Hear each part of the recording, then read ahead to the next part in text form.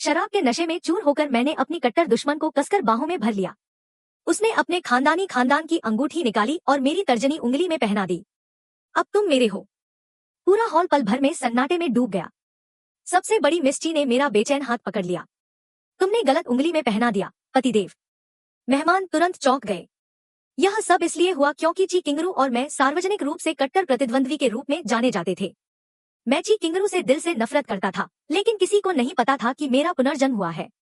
पिछले जन्म में एक भीषण आग में मेरा चेहरा और आवाज पूरी तरह से नष्ट हो गए थे। हर कोई मुझसे घृणा करता था और मुझे नापसंद करता था, फिर भी वह मुझे लगातार गले लगाकर फुसफुसाती रही। एचेन, डरो मत, मैं यहाँ हूँ। तभी मुझे आखिरकार एहसास हुआ कि जिस इंसान से मैं सबसे ज्यादा नफरत करती थी, असल में वही इस दुनिया में मुझसे सबसे ज्यादा प्यार करती थी। मेरी मृत्यु से ठीक पहले उसने मुझे कसकर गले लगाया। उसके ठंडे होंठ मेरे कान से लगे हुए थे और वह भारी आवाज में एचएन से विनती कर रही थी, कृपा करके मुझसे प्यार करो। मैं टूटे हुए दिल से चीख पड़ी, मैं तुमसे प्यार करता हूँ। लेकिन अब वो मेरे शब्द नहीं सुन सकती थी। जिस दिन मेरा पुनर्जन्म हुआ, वो एक पुरस्कार समारोह के रेड कारपेट पर हुआ। वो महिला अपनी अतुलनीय सुंदरता और गरिमामय आभा के साथ कार से टेक लगाकर खड़ी थी। एक नजर में ही वो मेरे पूरे संसार में बची एकमात्र चीज थी। बाकी सब कुछ छोड़कर मैं लाल कालीन पर दौड़कर उसकी ओर बढ़ा, उसे यह बताने के लिए कि मैं तुमसे प्यार करता हूँ, जो बात वह कभी सुन नहीं पाई। एक बार फिर मैं तुमसे प्यार करता हूँ। पूरा हॉल सन्नाटे में डूब गया, यहाँ तक कि लाइव स्ट्रीम देख रहे दर्शक भी, क्योंकि हर कोई उस महिला को पहचानता था जिसे मैं गले लगा रहा था। ची किंगरू, जिंगड़ू के ची परिवार की सबसे बड़ी बेटी। वह इतनी महान और पहुंच से बाहर की शख्सियत थी। एक ऐसी महिला जो खतरे को जानते हुए भी सबको अपनी ओर आकर्षित कर लेती थी। उस पल शोरगुल भरा हॉल एकदम शांत हो गया। वहां सन्नाटा छाया हुआ था, बस कैमरों की फ्लैश चमक रही थी। लाइव चैट बेहद अराजक थी। शी चेन ये क्या कर रहा है? उसकी हिम्मत कैसे हुई हमारे बॉस ची को चूमने की? लगता है वो मशहूर होने के चक्कर में पागल हो गया है। पहले उसने लाइव स्ट्रीम से पहले शी बाई को मारा और अब वो जबरदस्ती सबसे बड़ी बहन ची को चूम रहा है। क्या उसने बहुत ज्यादा उपन्यास पढ़ लिए हैं?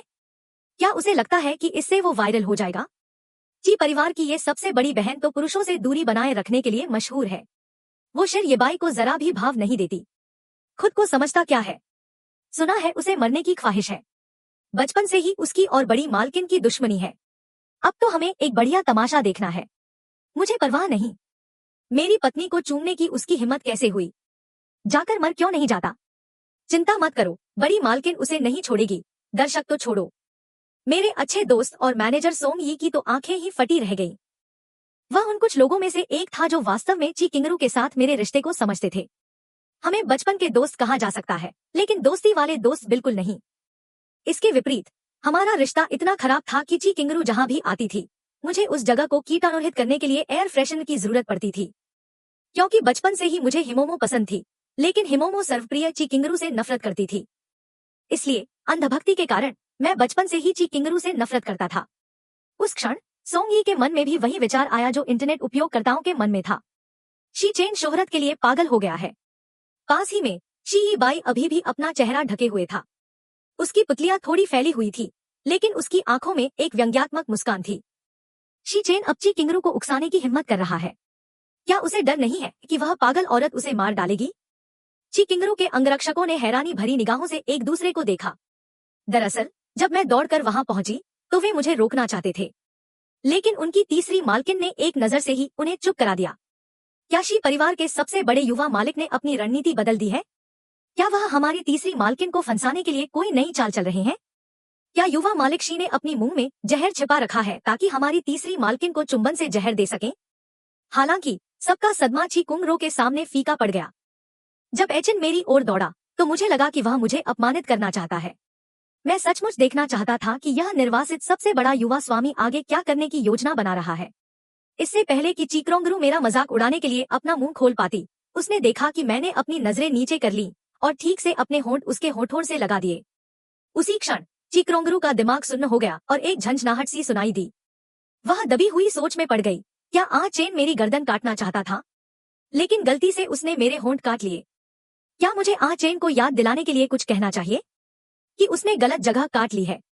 किंगरू, मैं तुमसे प्यार करती हूँ। मेरी आवाज इतनी कोमल थी मानो कोई हल्की हवा उसे उड़ा ले जाएगी। ची किंगरू का दिल तुरंत धड़क उठा। उसने मुझे दूर धकेलने के लिए अपनी उंगलियां मेरे कंधों पर दबा दी। उसकी इस हरकत ने लाइव स्ट्रीम देखने वालों को उत्साहित कर दिया। देखो, थप्पड़ पड़ने ही वाला है। ची किंगरू ने मेरी तरफ देखा। मेरे चेहरे पर खोई हुई चीज को वापस पाने की मिलीजुली भावनाएं थी। ची किंगरू का दिल जोर से धड़कने लगा। ठीक उसी समय जब सब लोग उसके जोरदार थप्पड़ का इंतजार कर रहे थे, ची किंगरू ने मेरे चेहरे पर जोर से थप्पड़ मारा और धीरे से मेरे गाल पर हाथ फेरा। क्या हुआ? चेन, क्या हुआ? ये क्या? इस शांत स्वभाव वाली बड़ी बहन को अभी थप्पड़ मार देना चाहिए था क्या? उस आदमी को जिसने उसका फायदा उठाया, उसे भगा दिया। भीड़ ने हैरानी भरी निगाहों से एक दूसरे को देखा। कैमरों की फ्लैश लगातार चमक रही थी। लाइव चैट बिजली की रफ्तार से चल रही थी। दर्शकों की संख्या आसमान छू रही थी। तभी अचानक स्ट्रीम क्रैश हो गई। कनेक्शन टूट गया। प्लेटफॉर्म ठीक करो, जल्दी करो। अगर मैंने मिस ची को उसे थप्पड़ मारते नहीं देखा तो आज रात मुझे नींद नहीं आएगी। उस पल मेरी आंखों के सामने पूरी दुनिया गायब हो गई। मेरी दुनिया में सिर्फ वही थी। मेरी आवाज बुरी तरह बैठ गई थी। मुझे तुम्हारी बहुत याद आ रही थी। मेरे हाथ अब भी उसे थामे हुए थे, उसकी कमर पर कसते हुए, मानो मुझे डर था कि वह कहीं गायब न हो जाए। किंगरू, मैंने तुम्हें बहुत याद किया। ची किंगरू मन ही मन सोचने लगी। चेन मुझे किंगरू कह रहा है। कहीं उसने मुझे किसी और के लिए तो नहीं समझ लिया। ची किंगरू एक पल के लिए चुप रही, फिर अचानक चारों ओर देखा। गपशप कर रहे दर्शक अचानक अपना सिर दूसरी ओर घुमा लिया। कुछ लोग आसमान की ओर देख रहे थे, कुछ जमीन की ओर। ची किंगरू जानती थी कि यह बात करने का समय नहीं है। उसने भौहें चढ़ाकर मेरा हाथ पकड़ लिया और मुझे अपनी कमर छोड़ने के लिए कहा, लेकिन उसकी इस हरकत से मैं घबरा गया। मैंने जल्दी से उसे और कसकर गले लगा लिया। मत जाओ, मुझे छोड़कर मत जाओ। ठीक है, अब से मैं आज्ञाकारी रहूंगा, मैं वादा करता हूं। ची किंगरू का कोमल चेहरा बेप्सी से भरा हुआ था। मैं तुम्हें छोड़कर नहीं जा रहा। चलो, गाड़ी में बैठो। मुझे तुम पर विश्वास नहीं है। मैं हठपूर्वक उससे लिपटा रहा। मुझे डर था कि अगर मैंने तुम्हें छोड़ दिया तो तुम गायब हो जाओगी। यह सब एक सपने जैसा लग रहा था, एक ऐसा खूबसूरत सपना जिसे मैं छोड़ने की हिम्मत नहीं कर पा रहा था। तो फिर तुम्हें मुझे छोड़ने के लिए क्या करना होगा? मुझे चूम लो किंगरू, मुझे चूम लो। मुझे एहसास दिला दो कि तुम सच में हो, प्लीज। मैंने अभी उसे चूमा ही था, लेकिन इससे पहले कि यह सच लगे, उसने मुझे दूर धकेल दिया। मैं सचमुच उसे चूमना चाहता था। मैं उसके होठों की गर्माहट महसूस करना चाहता था। मैं नहीं चाहता था कि यह वैसा ही हो जैसा तब हुआ था जब उसने मेरे कान से सटकर बर्फीली ठंडक के साथ मुझसे प्यार करने की भीख मांगी थी। ची किंगरू ने अपने लाल होंठ सिकोड़ लिए। चेन की ज़बान तो हमेशा से मुझे चिढ़ाने का ही काम करती आई है।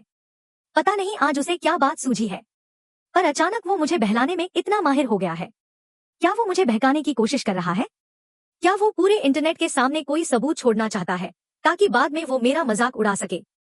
उसकी खूबसूरती के जाल में फंसने पर ची किंगरू के लाल होंठ हल्के से ऊपर उठ गए। धिक्कार है। बचपन से ही ची किंगरू को सबसे कम डर हनी ट्रैप से लगता है। यह सोचकर ची किंगरू मुस्कुराई। उसकी पतली उंगलियों ने मेरे गाल को छुआ। फिर उसने ऊपर देखा और मुझे गले लगा लिया। ची किंगरू के देखते ही लाइव स्ट्रीम प्लेटफॉर्म सामान्य हो गया। रेड कारपेट के अंत में कैमरे पर एक बेहद खूबसूरत महिला और एक आकर्षक पुरुष दिखाई दिए। यह दृश्य किसी परी कथा जैसा सुंदर था, मानो राजकुमार और राजकुमारी एक दूसरे को गले लगा रहे हों। उत्साहित नेटिजन्स के ठीक से देखने से पहले ही चैट में संदेशों की बाढ़ आ गई। मैं बहुत खुश हूँ, बहुत खुश हूँ। हे भगवान, क्या हुआ? क्या उसने उसे मुंह से जोर से थप्पड़ मारा?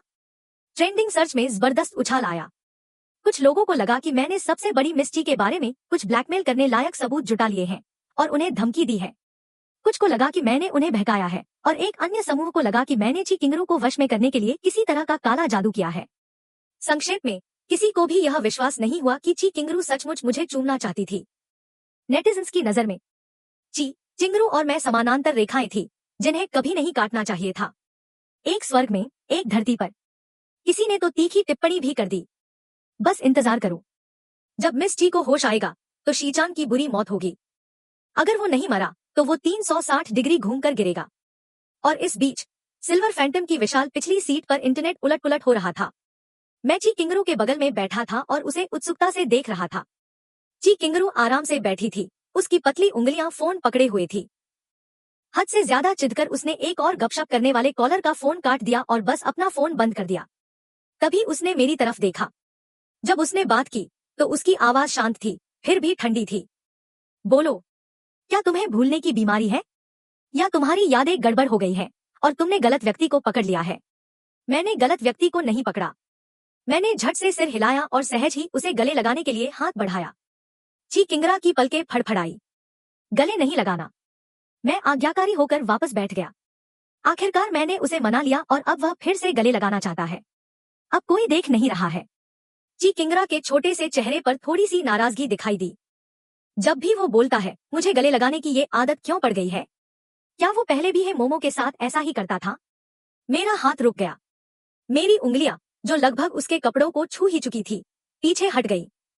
मैंने उसे दया भरी निगाहों से देखा। ची किंगरू ने मुझे ऐसे देखा जैसे उसने मुझे छोड़ दिया हो। कुछ तो गड़बड़ है। ये कट्टर दुश्मन अजीब व्यवहार कर रहा है। ची किंगरू ने अपने होंठ सिकोड़ लिए, अपनी आंखों में संदेह को दबाते हुए पूछा, कहीं तुमने किसी गलत व्यक्ति को तो नहीं पकड़ लिया? तो क्या तुम जानती हो कि मैं कौन हूँ? मैंने पूरे यकीन से कहा, तुम ची किंगरू हो। फिर मैंने धीरे से कहा, तुम मेरी किंगरू हो। ची किंगरू की धड़कन एकदम रुक गई। उसने अचानक अपने हाथ का पिछला हिस्सा मेरे माथे पर रखा और सोच विचार करते हुए बोली, क्या बुखार ने तुम्हारा दिमाग खराब कर दिया है? उसका छोटा सा हाथ थोड़ा ठंडा था, जो मुझे उसकी ठंडी आलिंगन की याद दिला रहा था। उन आखिरी पलों में मैंने मुट्ठी भींचकर धीरे से कहा, मुझे बुखार नहीं है। ची किंगरू ने अपना हाथ पीछे खींच लिया, बाहें मोड़ी और मुझे घमंडी निगाहों से देखा। सच बताओ, इस बार मुझे परेशान करने के लिए तुमने क्या बेवकूफी भरा विचार निकाला? ची किंगरू को अचानक कुछ याद आया। अगर मुझे ठीक से याद है तो शी परिवार कल एक भोज का आयोजन कर रहा है।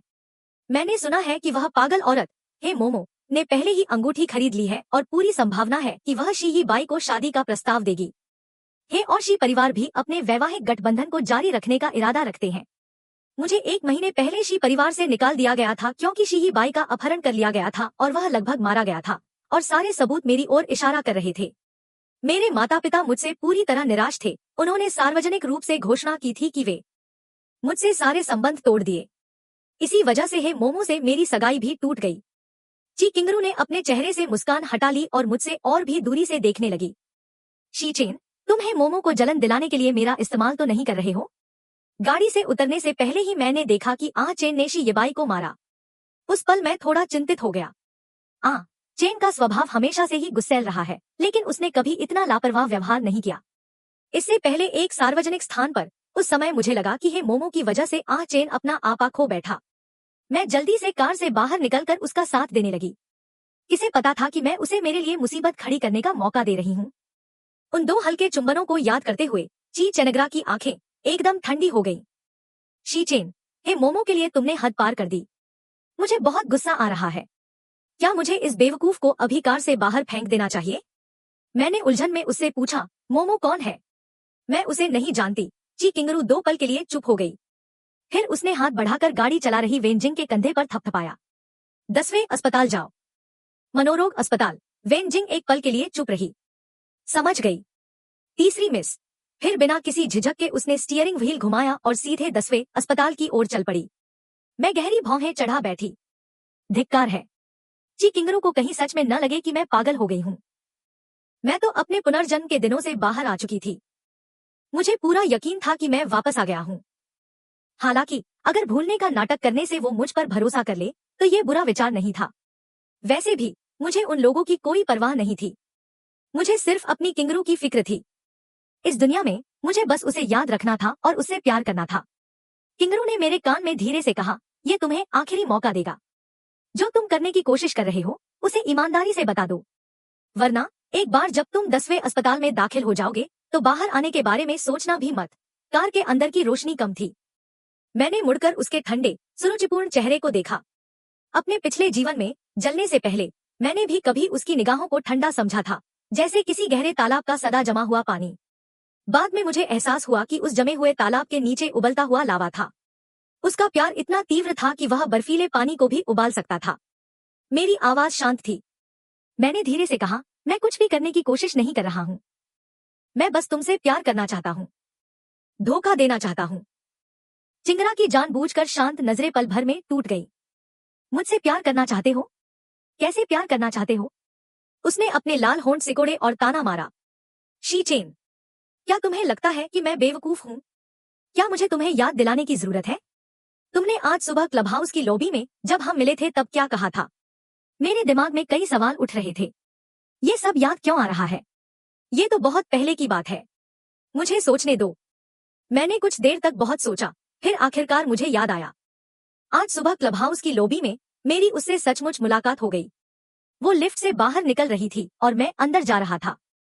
जब हम एक दूसरे के बगल से गुजरे तो मैंने बगल में बैठी सोंग यी से कहा, हमें एयर फ्रेशनर छिड़कना चाहिए। लिफ्ट में बदबू आ रही है। इतना कहकर मैंने उसे चिढ़ाना नहीं भूला। कितना बदनसीब। ये सोचते ही मेरी आंखें झपकी। ची चिंगरू ने ताना मारा, देखो तुम्हारा दोषी चेहरा, लगता है तुम्हें याद आ गया। अगले ही पल मेरी आंखें एकदम साफ हो गई, जैसे मुझे कुछ याद ही न हो। नहीं, मुझे सच में याद नहीं है। मैंने तुमसे तब क्या कहा था? क्या मैंने तुमसे कहा था कि तुम बेहद खूबसूरत दिखती हो, कि मैं तुम्हें बहुत पसंद करता हूँ, कि मैं तुमसे बहुत प्यार करता हूँ? ची किंगरू को अचानक अपने हाथों में खुजली महसूस हुई। उसने हाथ बढ़ाकर मेरा कान जोर से पकड़ लिया। शीचेन, मेरे साथ बेवकूफी का नाटक करना बंद करो। मैं इस बकवास पर विश्वास नहीं करती। क्या वो हिमोमो औरत पहले भी इस चाल में फंसी थी? मैंने अपना कान सहलाते हुए मजाकिया लहजे में पूछा। तो फिर किंगरू किस तरह की चाल में फंस जाती है? ची किंगरू ने अपनी बात पूरी करने से पहले ही कहा, मैं किसी भी चाल में नहीं फंसती। मैं थोड़ा सा उसके होठों की ओर झुका। ची किंगरू अचानक होश में आई और मुझे धक्का देकर दूर कर दिया। उसका चेहरा लाल हो गया और उसने दांत भींच लिए। मैंने उसे प्यार से देखा। मेरी गुलाबी आंखों में थोड़ी सी चंचलता झलक रही थी, लेकिन यह भी काम नहीं आया। मैंने मौका देखकर धीरे से अपनी बाह उसकी कमर पर लपेट ली और उम्मीद भरी निगाहों से धीरे से पूछा, तो मैं तुम्हें भी मुझे चूमने दूंगा? ठीक है। गाड़ी चला रही वेनजिंग ने कान खड़े कर लिए। हे भगवान, बिल्कुल ठीक है। तीसरी बार। बस उसे चूम लो। तुम्हारा वसंत आखिरकार आ ही गया। चिंग्रिस। उसकी निगाहें अनजाने में मेरे होठों पर टिक गईं। उसने अपने लाल होंठ सिकोड़ लिए। मुझे भी उसे चूमने दो। ठीक है, शब्द उसकी जुबान पर था, लेकिन जब उसने आखिरकार कहा तो दांत पीसते हुए 3 शब्द निकले। सपनों में ही सही, मेरी आंखों में चमकती तारों की रोशनी पल भर में बिखर गई। मैंने अपनी उदासी दिखाने के लिए अपना सिर झुका लिया। चिंग्रेस ने अपने तेज धड़कते दिल को काबू में रखा। मैं अचिन को बेवकूफ नहीं बनने दे सकती। क्या उसे लगता है कि वह मुझे इस तरह बहका सकता है? वह चुपचाप एक कदम पीछे हट गई। मुझसे दूर रहो। उसकी आवाज में ईर्ष्या की झलक थी। उसे खुद भी इसका एहसास नहीं हुआ। तुम्हें यह सब किसने सिखाया? हिमोमो। शिचिन। मैंने अभी बात पूरी नहीं की है। मैंने तुम्हें पहले ही बताया है कि मैं किसी हिमोमो को नहीं जानती। तुम बार बार उसका जिक्र क्यों कर रही हो? वह है कौन? वैसे भी जो कुछ भी मुझे पता है वह तुमने ही सिखाया है। हिमोमो तो मुझे पसंद भी नहीं करती। चीचिंगरू का सब्र मुझसे लगभग खत्म हो चुका है। उसने नाराजगी से कहा, शिचिन, कब तक ये नाटक करते रहोगे? मेरा मूड खराब हो गया। मैं सच कह रहा हूँ। मैं सिर्फ तुमसे प्यार करता हूँ। मैं सिर्फ तुमसे प्यार करना चाहता हूँ। तुम मुझ पर विश्वास क्यों नहीं कर रही? इस समय चिचिंगरू से निपटना इतना मुश्किल क्यों है? मैंने सोचा था कि जैसे ही मैं उससे अपने प्यार का इजहार करूंगा वो मान जाएगी। क्या ऐसा हो सकता है कि अभी तक उसे मुझसे प्यार नहीं हुआ है? चिचिंगरू की सुंदर आंखें कुछ पल तक मुझे देखती रहीं। तुम नहीं जानते हिमोमो। मैंने सिर हिलाया। हाँ, चिचिंगरू ने थोड़ा नाराजगी भरे लहजे में होंठ सिकोड़ते हुए कहा, तुम सिर्फ मुझसे प्यार करते हो। सिर्फ मुझसे प्यार करना चाहते हो। मैंने फिर से जोर से सिर हिलाया। चिचिंगरू को कुछ सूझा और उसने शरारती सी हंसी हंसी। ठीक है, ऐसा नहीं है कि मुझे तुम पर विश्वास नहीं है, लेकिन तुम्हें इसे साबित करना होगा। मैं इसे कैसे साबित करूं? मैंने अपनी गुलाबी आंखों को झपकाया और खिलखिलाकर हंस पड़ी। क्या चिचिंगरू को लगता है कि सिर्फ नजदीक आना काफी नहीं है और वह मेरे साथ थोड़ा और समय अकेले बिताना चाहती है? वेंजिंग के हाथों से स्टीयरिंग व्हील का नियंत्रण लगभग छूट गया। शी परिवार का यह युवा मालिक तो वाकई कमाल का है। क्या हमारी भोली भाली तीसरी लड़की इसे संभाल पाएगी? सचमुच, ची किंगरू का छोटा सा चेहरा मेरे कानों से भी ज्यादा लाल हो गया था। सौभाग्य से उसने अपने बाहरी संयम को बनाए रखा और दांत पीसते हुए मेरा नाम पुकारा, शीचेन। मैंने मासूम आंखों से उसकी ओर देखा। ची किंगरू ने मुझे कार से बाहर फेंकने की इच्छा को दबाते हुए अपनी उंगली से मेरे माथे को हल्के से छुआ। अपने दिमाग में चल रहे इन सभी उलझे हुए विचारों को अपने पास रखो और उन्हें अभी के अभी हटा दो। तभी मैंने अनिच्छा से अपना मुंह खोला। ची किंगरू ने अपनी भावनाओं को शांत करने के लिए गहरी सांस ली, फिर वेन जिंग को शिचेन वापस जाने का आदेश दिया। शिचिन होटल ची परिवार की संपत्ति थी और आज के पुरस्कार समारोह का आयोजन स्थल भी यही था। पुरस्कार समारोह समाप्त होने के बाद होटल में एक भोज का आयोजन होना था। ची किंगरू के आज पुरस्कार समारोह में शामिल होने की सहमति का कारण यह था कि ची परिवार इसका आयोजक था। बेशक सबसे महत्वपूर्ण कारण यह था कि वह जानती थी कि मैं वहां मौजूद रहूंगी। मैं असल में उस समारोह में इसलिए गई थी क्योंकि मुझे डर था कि आइचिन को तंग किया जाएगा। और सच में अच्छे कर्मों का फल भुगतना ही पड़ता है। यह कमीना मेरी दया का बिल्कुल भी लायक नहीं है। ची किंगरू ने दांत पीसते हुए मुझे घूरा। वेन जिंग ने सम्मानपूर्वक गाड़ी घुमाई। मैंने उलझन में पूछा, हम वापस क्यों जा रहे हैं? ची किंगरू गाड़ी की सीट पर पीछे झुक गई, उसी आलसी मुद्रा में जैसे वह पहली बार अंदर आई थी। लेकिन उसके लहजे में व्यंग्य का भाव था। तुम्हें अच्छा प्रदर्शन करने का मौका देने के लिए, बिल्कुल। यह साबित करने के लिए कि आप जिस तरह की बात कर रहे हैं वह वास्तव में कितनी सच्ची है। मैंने थोड़ा सा माथा सिकोड़ा। मुझे अभी भी याद था, मेरे पिछले जन्म में यह ठीक शिचेन होटल के उत्सव भोज में हुआ था जहां मुझे फंसाया गया था। जब मैं जागा तो मैं ची किंगरू के ठीक बगल में था, एक ऐसे कमरे के बीच जो पूरी तरह से बेतुका था। उस समय मैं पूरी तरह से टूट गया था। मेरी पहली प्रतिक्रिया ची किंगरू को बाहर निकाल देने की थी। उस समय वह काफी शांत थी और मुझसे शादी करने की बात कह रही थी। मुझे ठीक से याद है तो मैंने उसे ठंडे लहजे में जाने को कहा था। शराब का वह नशीला गिलास मुझे खुद ही मोमो ने दिया था। धुंधली रोशनी में मैंने ची किंगरू को देखा। उसने आंखें बंद कर रखी थी और सोने का नाटक कर रही थी। उसका कोमल सा चेहरा बेहद आकर्षक था। हे मोमो के प्रभाव में मुझे हमेशा ची किंगरू बनावटी और मिलनसार न लगने वाली लगती थी। बाद में मुझे समझ आया, ऐसा नहीं था कि मैं उसके करीब नहीं आना चाहता था, मैं बस उसके करीब आने से डरता था। जब हम कार्यक्रम स्थल पर वापस लौटे तब तक पुरस्कार समारोह चल रहा था। जो लोग पुरस्कार समारोह देखने में दिलचस्पी नहीं रखते थे वे सभी जश्न मनाने के लिए भोज कक्ष में जमा थे। उनमें कई धनी युवा जोड़े और पत्नियां भी शामिल थीं, जो मौजमस्ती के लिए आए थे। बस उस समय का माहौल थोड़ा अजीब था। हर कोई जानबूझकर या अनजाने में वो हिमोमो की तरफ देख रहा था। आखिर बचपन से उसका पीछा करने वाला वो लड़का उसकी जानी दुश्मन के साथ भाग गया था और ची किंग राव हर मामले में उससे कहीं बेहतर थी। इसलिए अमीर बच्चे हिमोमो को नाराज करने के डर से अभी कोई हरकत करने की हिम्मत नहीं कर रहे थे। हिमोमो वाकई बहुत गुस्से में थी। वो सोफे पर पीछे झुककर झुंझलाहट में अपना फोन चला रही थी। ची चिंगरों को किस करते हुए मेरा वीडियो वायरल हो रहा था। उसने इसे कई बार देखा था। जितनी बार वह देखती उतना ही उसे मुझे जान से मारने का मन करता। उसने अपना फोन एक तरफ फेंक दिया और बगल में बैठे व्यक्ति से ठंडे लहजे में कहा, किसी को भेजकर इन ट्रेंडिंग सर्च को हटवाओ। उसके बगल में बैठी उसकी सबसे अच्छी दोस्त सुतियान थी, जो खुद भी ट्रेंड देख रही थी। उसकी यह बात सुनकर सुतियान थोड़ी हैरान हुई। इन्हें हटा दो। क्यों? कहीं ऐसा तो नहीं कि तुम लोगों को शी चेन को कोसते हुए नहीं देख सकती? हिम्मो ने उसे घूर कर देखा। उसे कोसते हुए देखकर मुझे क्या फायदा? सुतियान ने जीभ चटकाई। इससे तुम्हें कोई फायदा नहीं, लेकिन इससे शी यीबाई को फायदा होगा। शी चेन की जितनी बदनामी होगी शी यीबाई की उतनी ही अच्छी होगी। चूंकि तुम शी यीबाई को पसंद करती हो तो तुम्हें शी चेन की परवाह क्यों है? यह सुनकर हिम्मो और भी नाराज हो गई। क्या तुम पागल हो? सुतियन एक पल के लिए जम गई। मैंने कब कहा कि मुझे शी यीबाई पसंद है? सुतियन पूरी तरह से हैरान थी। मोमो, तुम्हारा क्या मतलब है? हम कहीं ऐसा तो नहीं कि तुम असल में शी चेन को पसंद करती हो? मोमो ने कुछ नहीं कहा, लेकिन उसकी चुप्पी ही सबसे बड़ी समस्या थी।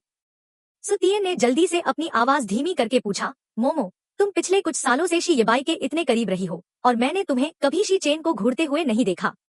हमारे किसी भी दोस्त से पूछ लो, कौन नहीं सोचता कि तुम शी यीबाई को पसंद करती हो? सब लोग शी यीबाई को तुम्हारे बॉयफ्रेंड की तरह मानते हैं। ठीक है, और अब तुम कह रही हो कि तुम्हें शी चेन पसंद है। वह शिकायत किए बिना नहीं रह सकी। तुमने कौन सी पागल गोली खा ली है? हिमोमो ने उसे घूर कर देखा। तुम्हें क्या पता? उसने भौहें चढ़ाई। बात यह है कि शी चेन का गुस्सा बहुत खराब है।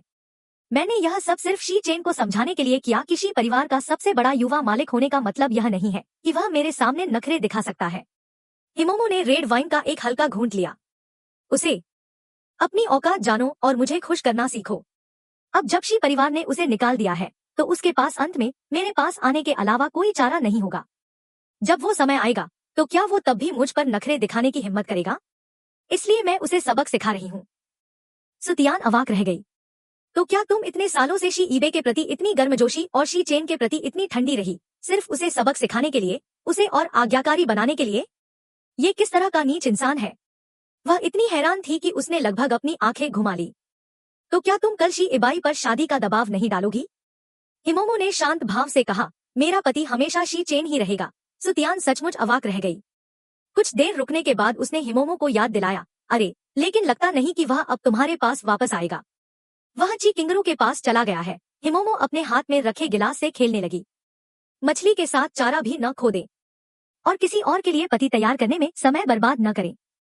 इसका मतलब है कि मैंने उसे अभी तक पर्याप्त अनुशासन नहीं सिखाया है। वह अभी भी आज्ञाकारी नहीं है। शायद उसने सुन लिया है कि मैं कल शी येबाई को शादी का प्रस्ताव देने वाली हूँ। इसीलिए उसने शी येबाई को मारा और फिर ची किंगरू के पास चला गया। उसे लगता है कि ऐसा करने से मैं अपना मन बदल लूंगी। उसने ताना मारा। शी चेन ने इस बारे में सोचा भी नहीं। चिचिंगरू जानती है कि मेरा दीवाना कौन है। क्या वो उसे जरा भी भाव देगी? वो तो बस अपमान को न्योता दे रहा है। हिमोमो ने शराब का एक घूंट लिया और बेपरवाही से बोली, चिंता मत करो, ज्यादा देर नहीं लगेगी। वो मेरे पास गिड़गिड़ाते हुए वापस आएगा। उसके बोलने के कुछ ही सेकंड बाद भोजघर के भारी दरवाजे धीरे से खुल गए। हॉल में मौजूद लोग उधर देखने लगे। उनके चेहरे भावहीन हो गए। एक प्रभावशाली व्यक्तित्व वाली महिला आराम से अंदर आई। फिर सबने मुझे उसके साथ अंदर आते देखा। हिमोमो अचानक सीधी होकर बैठ गई और मुझे घूरने लगी। ची किंगरू ने हिमोमो को देखकर मुस्कुराया और फिर अपनी उंगलियां मेरी उंगलियों में फंसा ली।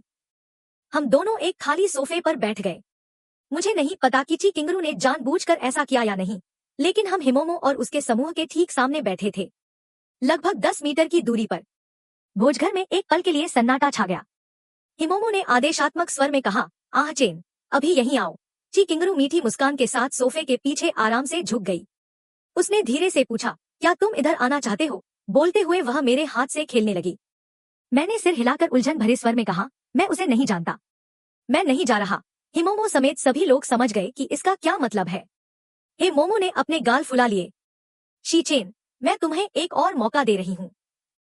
अभी यहीं आ जाओ। ची किंगरा की आंखों में धूर्तता झलक रही थी।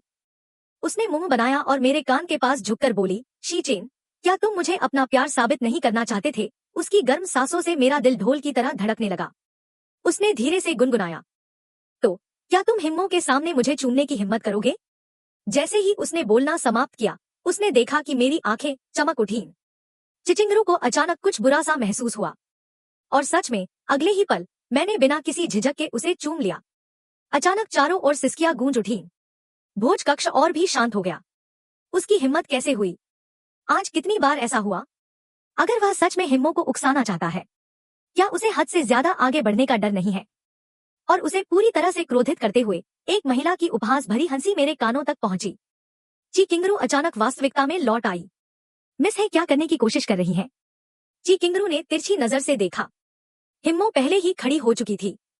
वह साफ तौर पर हमारी तरफ बढ़ने का इरादा रखती थी, लेकिन उसे एक दूसरी महिला ने रोक दिया। हिमोमो को रोकने वाली ची चिंगरू की दोस्त सोंग वॉन वॉन थी। जब ची चिंगरू अंदर आई तो वह और उसकी सहेलियां यहां आना चाहती थी, लेकिन मुझे पीछे आते देख उन्होंने पहले देखने का फैसला किया। मैंने सारी ट्रेंडिंग सर्च देखी। मुझे बस इस बात का अफसोस था कि मैं यह सब अपनी आंखों से नहीं देख पा रही थी। मुझे उम्मीद नहीं थी कि मुझे यहाँ लाइव देखने को मिलेगा। हाँ, सोंग वान वान हैरान तो थी, लेकिन साथ ही वह मोमो पर भी नजर रख रही थी। देखते ही देखते सोंग वान वान ने बिना सोचे समझे मोमो को रोक दिया। क्या तुम मेरे प्यारे से पल को बर्बाद कर रही हो? मैं इस पागल औरत मोमो को इसे कैसे बिगाड़ने दे सकती हूँ? बिल्कुल नहीं। मोमो के होठों के कोने व्यंग्य भरी मुस्कान में मुड़ गए। रास्ते से हट जाओ। सोंग वान वान ने ठंडे लहजे में कहा, तुम मुझे हटने को कहोगी तो मैं हट जाऊंगी। क्या तुम्हें लगता है कि मुझे अपनी इज्जत की परवाह नहीं है? मोमो ने गुस्से से कहा। वह एक बार और कहेगा तो हट जाएगा। सोंग वान वान ने कंधे उचका दिए। उसके चेहरे पर एक शरारती मुस्कान थी। मैं चाहती हूँ। तुम इसके बारे में क्या करोगी? मोमो ने गहरी भौहें चढ़ा ली। सोंग वान वान के चेहरे की ओर उंगली उठाते हुए सोंग वान वान एक कदम पीछे हट गई। मुझ पर उंगली उठाना बंद करो। मुझे नफरत है जब लोग मुझ पर उंगली उठाते हैं। माहौल तुरंत तनावपूर्ण हो गया। बाकी लोग तो जोर से सांस भी नहीं ले पा रहे थे। तभी मुझे समझ आया, तो किंगराओं का साबित करो कहने का यही मतलब था। उसे यकीन नहीं था कि मैं उससे प्यार करता हूँ। उसे अब भी लगता था कि मैं उसका इस्तेमाल कर रहा हूँ। उसे लगता था कि मैं हिमोमो के सामने उसे चूमने की हिम्मत नहीं करूंगा। शर्त लगाओ, तुमने इसकी उम्मीद नहीं की होगी, है ना? मैं खुशी खुशी 1000 बार ऐसा कर सकता हूँ। किंगराओं ने यह सब देखा और धीरे से बोली, बस करो। पल भर में सन्नाटा छा गया। 1 दर्जन से ज्यादा लोग किंगराओं की तरफ देखने लगे। किंगराओं की आवाज में गुस्से की झलक थी। मेरे यहाँ गंदगी मत फैलाओ। बाकी लोगों को ऐसा लगा जैसे उन पर ठंडे पानी की बाल्टी उड़ेल दी गई हो। आखिरकार यह ची परिवार का इलाका था। यहाँ हंगामा करने से अंतहीन मुसीबतें खड़ी हो जाती। किसी ने हे मोमो की ओर देखा, मानो चुपचाप सोच रहा हो कि आगे क्या किया जाए। हे मोमो की निगाहें सीधे मुझ पर टिकी थी। सुतियन को एक विचार आया और उसने मुझ पर चिल्लाते हुए कहा, शीचेन, रुको। क्या तुमने किसी को मोमो को परेशान करते देखा है? जल्दी आओ और उसकी मदद करो। ची चिंगरू समेत सभी की निगाहें तुरंत मेरी ओर घूम गईं। बस करो। क्या तुम सच में इन सबके सामने तमाशा करना चाहते हो? मैं अपना सिर नीचे करके सुतियान की बातें अनसुनी करने का नाटक कर रही थी। ची किंगरू ने अपने होंठ सिकोड़ लिए। क्या मेरी बातें सही जगह लगी? आज चेन के भोज कक्ष में प्रवेश करने के बाद से ही मोमो का धैर्य टूट चुका था। उसने मेरी तरफ एक नजर भी नहीं डाली। वह पहले कभी ऐसा नहीं था। पहले जब भी मैं आसपास होती थी, उसकी निगाहें हमेशा मेरा पीछा करती थी। अचानक उसे घबराहट होने लगी। उसे लगा जैसे कुछ उसके हाथ से फिसल रहा हो। हिमोमो ने दांत पीसते हुए कहा, शीचेन, अगर तुम्हारा नखरा शांत हो गया है तो इधर आओ। मैं तोदाई के मामले को छोड़ सकती हूँ। उसकी आवाज सुनकर ऐसा लगा जैसे वह मुझ पर एहसान कर रही हो। मैंने उसकी तरफ देखा। पूरी रात में मैंने पहली बार उसे देखा था। मैंने 2 पल के लिए देखा, फिर उठकर हे मोमो की ओर चल पड़ा। हे मोमो की आंखों में दिख रही नाराजगी गायब हो गई। उसकी जगह थोड़ी सी आत्मसंतुष्टि झलक रही थी। मैं समझ गया था। शीचेन मुझे गुस्सा दिलाने और उकसाने के लिए ही ऐसा कर रहा था। बाकी सबने एक दूसरे को देखा। किसी ने कुछ नहीं कहा, बस सहज रूप से मेरे लिए रास्ता बना दिया। जैसे ही मैं आगे बढ़ा, सोंग वानवान एक पल के लिए झिझकी। मैं हे मोमो को ब्लॉक कर सकती हूँ, लेकिन शीचेन को ब्लॉक करने का मेरे पास कोई कारण नहीं है। उसने हे मोमो पर आंखें घुमाई, बेप्सी से सिर हिलाया और एक तरफ हट गई। इस आदमी का स्वाद कितना घटिया है। चिंगरू हे परिवार के इस बिगड़ैल बच्चे से कैसे कमतर हो सकती है। ची चिंगरू के गाल थोड़े फूल गए। उसने होंठ सिकोड़े और नजरें फेर ली। किसी की ओर देखने से इनकार कर दिया। उसने मुझे वापस खींचने की इच्छा को दबाते हुए हल्के से अपने पैर की उंगली जमीन पर पटकी। अगर मैं एक भी कठोर शब्द कहूँ तो तुम्हारा चेहरा पीला पड़ जाता है, लेकिन जब वह तुम्हारे साथ इतना कठोर व्यवहार करती है तब भी तुम उत्सुकता से उसके पास दौड़ पड़ते हो। हम्मा, तुम बड़े बेवकूफ हो। इतने सालों बाद मुझे इसकी आदत हो जानी चाहिए थी। बस आज चेन का प्रदर्शन कुछ ज्यादा ही शानदार था। मुझे थोड़ा अचंभित कर दिया। मुझे थोड़ी खुशी भी हुई, यह सोचकर कि चेन आखिरकार मेरी तरफ देखने को तैयार है। छोड़ो, मैं इसे उसकी आखिरी मदद मान लूंगी। ची किंगरू कमजोरी से खड़ी हुई। अब मेरी तरफ नहीं देख रही थी और बाहर जाने के लिए मुड़ गई। उसने मुश्किल से 2 कदम ही बढ़ाए थे कि उसे अपने पीछे शोर सुनाई दिया। ची चेन, क्या तुम पागल हो गए हो? उसने देखा कि हिमोमो मेरी तरफ उंगली उठा रही है, अविश्वास से पूछते हुए, फिर से कहो। चाहे मैं 100 बार ही कह दूं, मुझे तुम पसंद नहीं हो। मुझे तुम में कोई दिलचस्पी नहीं है। मैंने मुस्कुराते हुए ची किंगरू की तरफ सिर घुमाया और पूछा, क्या उसे है? हे मोमो, मैंने उसे बताया कि मुझे उसमें कोई दिलचस्पी नहीं है और उसे कहा कि वह बेवजह झगड़ा न करे। क्या किंगरू को लगता है कि यह ठीक है? ची किंगरू का दिल जोर से धड़कने लगा। क्या चेन को सच में भूलने की बीमारी है? उसे चुप देखकर मेरी नजरें चारों ओर घूमने लगी। तभी मेरे मन में एक विचार आया। मैंने कमजोरी का नाटक किया और उसकी ओर हाथ बढ़ाया। मेरे पैर में ऐंठन हो रही है। राजा रू, आइए, मुझे उठने में मदद कीजिए। भोजघर में सन्नाटा पसरा हुआ था। ची चिंगरू कुछ पल तक चुपचाप मुझे देखती रही। फिर सबकी निगाहों के सामने वह मेरी ओर बढ़ी। वह मेरे ठीक सामने आकर रुक गई। एक शब्द भी नहीं कहा और बस मेरा हाथ अपने कंधे पर रख लिया। सहारा देते हुए मैंने चमकती आंखों से उसकी ओर देखा और मुस्कुराया। हे मोमो ने दांत पीसते हुए ऊपर देखा और हम दोनों को गुस्से से घूरने लगी कि किंगरू, तुम चेन को कहाँ ले जा रही हो? वो मेरा है। मुझे कुछ बुरा लग रहा है। अगर मैंने कि किंगरू को चेन को ले जाने दिया तो मैं उसे सचमुच खो दूंगी। कि किंगरू ने बस अपना सिर झुकाकर उसकी ओर देखा। उसकी आंखों की ठंडक गायब हो गई, लेकिन उसके होठों पर एक संतुष्ट मुस्कान फैल गई। अब से हैस मेरी है। चेन खुद मेरी तरफ चलने लगा। तो चाहे उसे भूलने की बीमारी हो या वह सिर्फ मेरा इस्तेमाल कर रहा हो, उसे अब पछताने की कोई गुंजाइश नहीं है। ची किंगरू खिले हुए फूल की तरह मुस्कुराई और मुझे सहारा देते हुए जो स्वेच्छा से उसके पास चली आई थी। हम सीधे वहां से चले गए। ची किंगरू फिर भी मुझे अस्पताल ले गई। उसका कोई बुरा इरादा नहीं था। वह बस यह देखना चाहती थी कि क्या आ चेन के दिमाग में वाकई कोई समस्या है। कार में बैठते ही मैं उसकी ओर झुकने से खुद को रोक नहीं पाई। ची किंगरू ने मुझे ठंडे लहजे में कहा, ठीक से बैठो। मेरे होंठ सिकुड़ गए। किंगरू, क्या तुम्हें मेरा गले लगाना पसंद नहीं है? आजकल की ची किंगरू सच में बहुत ठंडी है। बुरी औरत। ची किंगरू अपनी सीट पर पीछे झुक गई और हल्के से पूछा, पहले भी तुम्हें मोमो से इतनी चिपकी रहती थी, जैसे तुम्हारे शरीर में हड्डियां ही न हो। हमेशा किसी का सहारा लेना चाहती हो। मैंने भौहें चढ़ा ली और बुदबुदाई, तुम बार बार उसका जिक्र क्यों कर रही हो? ची किंगरू ने खिड़की से बाहर देखने के लिए अपना सिर घुमाया। कुछ और कहने की हिम्मत नहीं हुई। क्या मैं हिम्मो का जिक्र करना चाहती हूँ? कितने सालों तक तुम हिम्मो को पसंद करती रही? क्या तुम सच में भूल गई?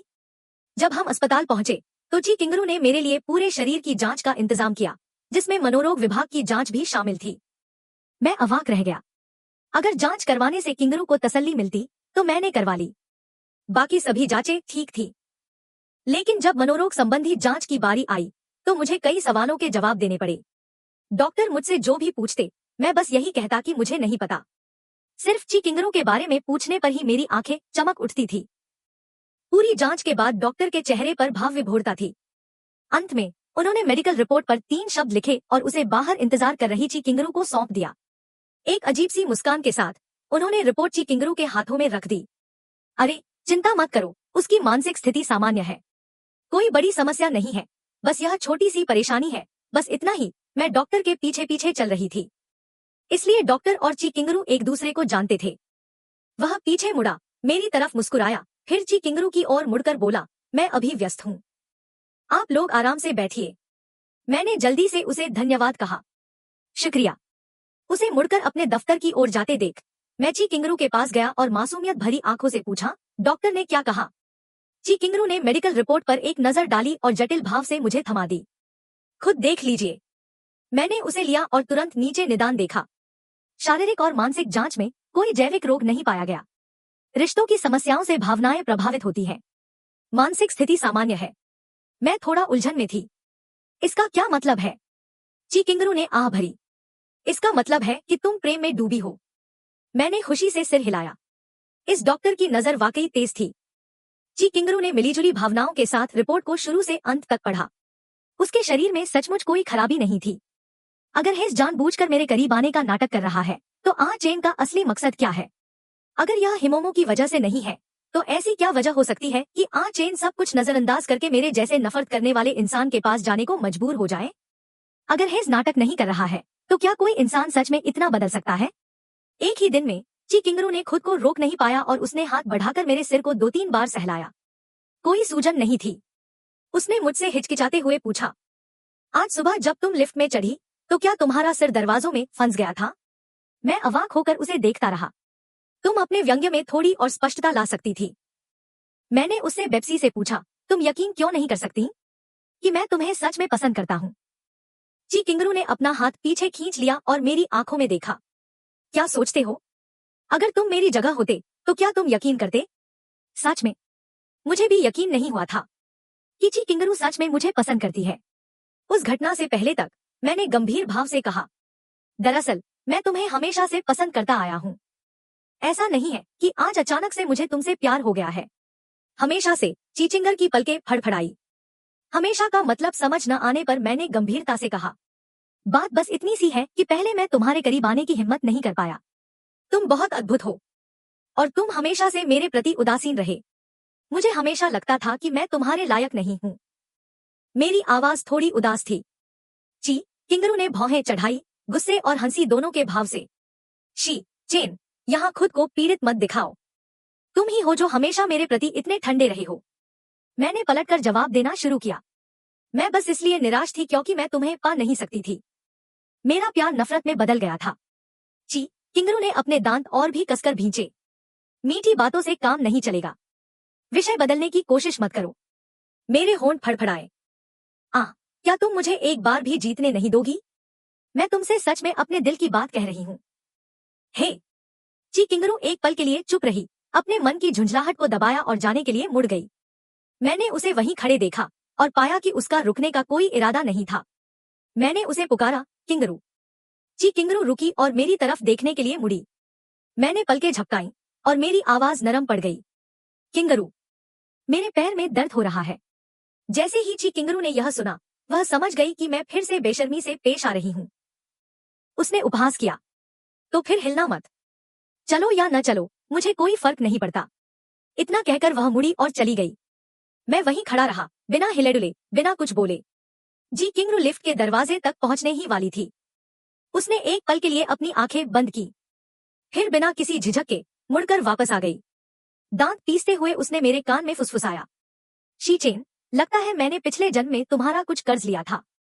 मैं हल्के से हंसा, अपना हाथ उसके कंधे पर रखा और झुककर उसके गाल को हल्के से छुआ। फिर मैंने फुसफुसाते हुए कहा, नहीं, मैं तुम्हारा कर्जदार हूँ, मेरी किंगरू।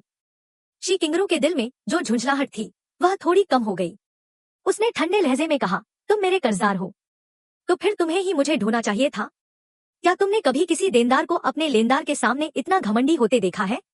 मैंने उसे बहुत गंभीरता से जवाब दिया, आमतौर पर लेनदार के लिए कर्ज वसूलना कभी आसान नहीं होता। जितना बड़ा कर्ज होता है, उसे वसूलना उतना ही मुश्किल होता है।